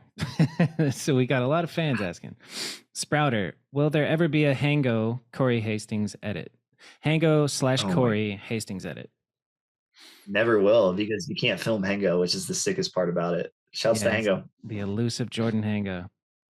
You don't know who Jordan Hango is? Fucking figure it out. For real. He's one of the best riders in the world, and he's so low key, and he just works his job, and I love that about that. Like, there's something about just being a humble dude with a job, and then being a killer rider, and then not giving a shit about anything that comes from it. Like when he won Nora Cup, I think he won Nora Cup, right? Jordan Hango did, and just like, oh yeah, it was either X Games or Nora Cup, but it was just like the way he accepted the award. I was like, that's my fucking guy, dude. It's so sick. All right. The dude's riding after work. 8 Ball Diaries says, was Center of Gravity the best contest? Yes. Good times. Holy shit. That was just some local contest that was a music festival at the same time. Oh, that's just dope. These are all just stories from my party days. Yeah, I love it. Yeah. Just jogging the memories, dude. What are you listening to at the moment from Jack Techie? Jack Techie. A bunch of shouts at Techie. A bunch of queer punk shit. A bunch of what am I listening to? Here, I'll go on my Spotify real quick. Listening to Pine Grove, which is like an indie band. There's so much stuff. Like I got Christina Aguilera on here. Fuck I got some Australian bands. I got this like Ankle Grease fucking cop thing. I got Unwound, Gray Matter, Dystopia, Tracy Chapman, Priest, fucking Unwound again, Title Fight. Man, I look real. Yeah. I got no hard Title Fight. I'll get an email. Ed Hawkins, Floor, CCFX, Picking on Series, Lizzo. What a mix, dude. That's awesome. I got everything you can think of. No, but I'm all over the place. So if that answers your question, Techie, that's like nothing was cool in that too. Like Lizzo and Christina Aguilera. Listen to Lizzo and Christina Aguilera right now, dude. All right, let's see. Sprouter says, what with your, we got to get these grammars fixed up. What's with your obsession with fuck transition and pools? Do you have like a reason that you love difficult transition to ride? Because I can't do any tricks. So the harder stuff it is to ride, then you could like. That's a damn good answer, bro. That's fucking fire. I don't do tricks. So it's like, it's fun to just like ride stuff that's harder. That's harder to ride. Yeah. That makes a lot of sense. Lucas Datos says, ask Corey, how was the New Zealand trip? Yeah, shouts to Lucas. He gave us a place to stay. Nice. And yeah. I'm blanking on his dog's name right now. I want to say Boris, but I might be wrong. He's got the sickest dog. But yeah, New Zealand was sick this year. It was long. It was at the end of the 10-month trip, and I was in a van with my homie Santi. So nice. It was a fucking sick trip. Shouts to New Zealand. Thanks to everyone there. This is him, yeah? Yeah, there he is. Look at him. Oh, Amelia. That's dope. All right, let's get back to the questions. Where the fuck my dog's at says favorite Tegan and Sarah song. Tegan and Sarah? Is that Owen? Where TF my dog's at? I'm on Spotify. Yeah, that's Owen, I'm pretty sure. Yeah, that is Owen Dawson. Tegan and Sarah, why am I blanking? Is that Vancouver? I don't know, dude. Tegan and Sarah is like a real hip indie duo band, I think. Dude, if there's a moment in time that I should have known this, oh yeah, it's Canada. Duh. I'm blanking. Yeah, fuck it. Let's move on. JJ Tactor says favorite bowl ever ridden. Hastings, done. Yeah. Move on. I'm starting to learn these questions. Bobby Says says favorite California skate park to ride at. None. No, just kidding. For California. I'm just kidding. No, every pool ever, no skate parks. Boom. In California. Love it. Gilbert Gonzalez says favorite 10 out of 10 pool. We talked about it. That's Arizona though. What's your favorite 10 out of 10 pool? Oh man. Okay, that's the hardest question ever. And no matter what you answer, I have no fucking clue what you're gonna. There's a pool in Vancouver called Perfect Pool that you could go as fast as you possibly could in. But there's like so many California pools. There's like the one in Arizona, another one in Arizona. It had an open pocket in it with the stairs were like reset in around the shallow. So you didn't have to carve a cake, and it was like figure eightable. And the deep end was perfect. Love seat, fucking best pool ever. Done. Hell yeah. Zach will probably know what pool you're talking about, but not me. Zach showed me it. We went in 114. It was fucked. Dude, it gets so it's like unbearable. Like snow bums you out in certain areas, but the heat here is terrible. It's not friendly, mate. It fucking hurts. Alex Friday BMX. Did you ever hit any roadblocks or challenges moving to the next level in BMX? Damn, shout out to Alex is sick. He's a young ripper from Colorado here that's been killing it. There's somebody. I'll follow him. Thank you. Yeah, there you go. That's your fifth answer to the one you refused earlier. Him and his homie Max. They're like these little groms out here that fucking rip. I think I might know Max. I mean, the question was any challenges? Yeah, challenges, roadblocks when you're moving to the next level in BMX. I don't know what exactly that means, but you can imagine it's just like, I don't know. It's pretty it's funny to look at it. It's funny to look at it like that because like it was very natural how everything kind of came to play because there was no forcing it. It just kind of just happened. It just was what it was. I would just say injuries is the biggest thing.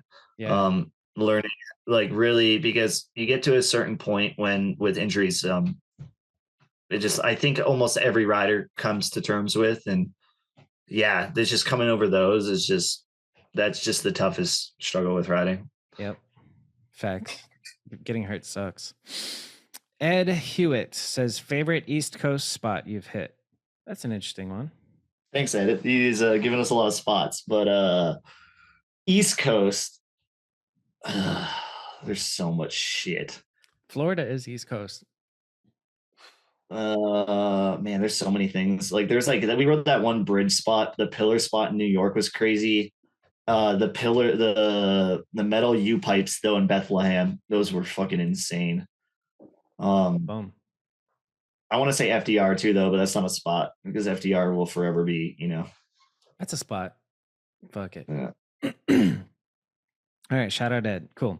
I'm not gonna ask you what your favorite skate park is again, but shout out BMX Zacharias for submitting a question. Evan Smedley, how does it feel knowing you did a gap at House Park that Chase Hawk hasn't done? I don't know. Fuck, coming for you, Chase. Feels pretty good, bro. I'm the best. Shouts to Trey. Shouts to Chase. Fucking shout out Chase Hawk, man. After I got to talk to him for a while on the pod, and I really enjoyed him. He's what do you need, dude? Oh, who do we got? I was trying not to get it. What do you need, dude? Real quick. What's up, man? What up, man? How are you? I'm doing great. How are you? Good, man. Stoked to listen to this one. Hell yeah. Have a good one, dude. Good to see you. You too. Let's do one in the future. Who else is peeping back there? What's up, Josh? Is that you? Hey, man. Hey, long time no see, Mr. Clemens. Yeah, dude. Do you got any questions for Corey? Josh, ask me a question. We got 2 more user submitted ones. We're on 3 hours right now, dude. 2.5? Full pull, That's a full pull. That's a damn full pull. He's going to bed. He's got no questions. All right, cool. Two more, and then I have one, and then we're done. Nut. Oh, yeah. Oh, yeah. He just asked one. Yeah. What did he say? What's the ratio of being awake to sleeping? I'm doing better. I've been waking up at 8:30 and I snooze until 9. But nice. I'm not a morning person, so and all these fucks are so. Dude, I'm a morning person only if I go to bed at 8 p.m. Then when I wake up at 7, it's like I slept plenty. But other than that, I'm with you, man. It takes a little bit. It's like you have to getting a dog is what made me be a morning person. Oh yeah. Do you have a pet? No, I wish. You gotta get a dog to travel with you, man. Yeah, maybe one day. All right. Last one. Pat Frayne, big homie. I just closed it. Favorite place you've traveled on your bike? Australia. Yep. I'll just say it. Damn good answer. And then there was one question that got sparked here that I want to end with. Favorite 10 out of 10 East Coast spot. No, how does it feel knowing you did a cap? Fuck. Yeah. Oh, yeah. So one thing I am curious about is Everybody has that one clip where they remember it because it was like they really had to push themselves through a mental barrier. So whether it's from the Fast and Loose DVD or one of your video parts, what clip do you think was the hardest mental battle that you got done and you felt really relieved after you got it done? I have it's one from Barcelona, from that trip I just went on with Chadwick and Trey and Simone. Footage out? No, Secret. Okay. yeah, Cool. I got a cult part coming out soon, so Fuck yeah. Do you know when? pardon. Do you know when? I don't know, a few weeks after Jason's comes out in a couple weeks, so like I don't know after that. In a bit. Okay, In a, cool. in And a then bit, there's a couple more things I want to get for it, but we will. There's a couple more things I'm just gonna try to get for it, but but it yeah, could be released as it is, but you want more. no, but yeah, but there's no. There's just a couple things I think like it would be sweet here because it's like when you have a project and you're like I'm like 9 minutes into it, so it's like I'd rather just build on it because that Yeah. 9 minutes took like a year and a half. So Yeah, for real. yeah, That's dope. so That's exciting. I'm excited for that. And then the other thing is a clip that sticks out in my mind is you brought a ramp and then you did a curved wall ride on a building. That shit was fucking incredible. Can you tell me a quick story about that and then we can wrap it up? I mean that's just like dream spots. I like that's like where influence of snowboarding comes in a lot. Yeah, that does make sense. Snowboarding Yeah, influence for that that. spot was just like by my work, by the bike shop in Vancouver that I worked at, and I drove by it all the time. And I drove by it one day, and there's pallets sitting beside it, and like stacked beside it. And I was like, "Fuck!" So we went. I got a bunch of plywood from Jason Sprouter, the dude who was asking the questions. I got a bunch of wood from him, and then we drove it to the spot, left it there, and then I went to work. I remember like I worked and then I built a kicker. Well, actually, maybe I wasn't working at that point, but I built a kicker. I went and got a bunch of scrap wood and built a launch ramp for it. And then the next day we went back and we had slapped 2x4s on the pallets together just to hold them all together. Slapped. It was like, I think it was a Sunday, but it was in the morning. And we just brought it in the homie Spencer's truck, set it all up. I just like looked at it, hit it, boom, tore it down, left. That's it. Fuck yeah. It was a Yeah. one take thing. Oh yeah, and I almost died. So yeah, that's just Fuck yeah. I almost went over the top of it. But yeah, that's just like those are just like it was a really cool feeling because it's cool to like see those spots and then all of a sudden. But it's just like not to shout them out again, but like Ruben, man, you can Yeah. you can do anything you want. There's no fucking rules, you like I fucking hate rules, so Yeah. Do you remember if the fly bikes video? I don't know. It yeah, might have yeah, been where it was all pallets. yeah. Do you remember like even United did one too, or Slattery, or it was just a magazine ad, and it was like these two like transition pieces of metal they found, and he was doing a pocket table. Slattery, best table ever. Oh fucking. But yeah. he is a United ad, and he was doing a table just with these two radius things, and that's like burnt in my head too. That's dope. Hell yeah. And last thing, I asked you your scariest clip, and we talked about that clip. But what do you think is your favorite clip? If you had to only show somebody one clip of you riding, what's your favorite clip that you've ever gotten? I don't know. I can't really like put that into. I don't really know because I look at riding as. I don't know. I like because I want to say that it wasn't about the clip, and it was about just like dropping in at Hastings and like just riding healthy there is like my favorite feeling in the fucking world. So it's like so hard to like say a clip because it's like It's not about the clips. It's about not about the clips, man. It's about that like feeling that you can have when it's just like everything is.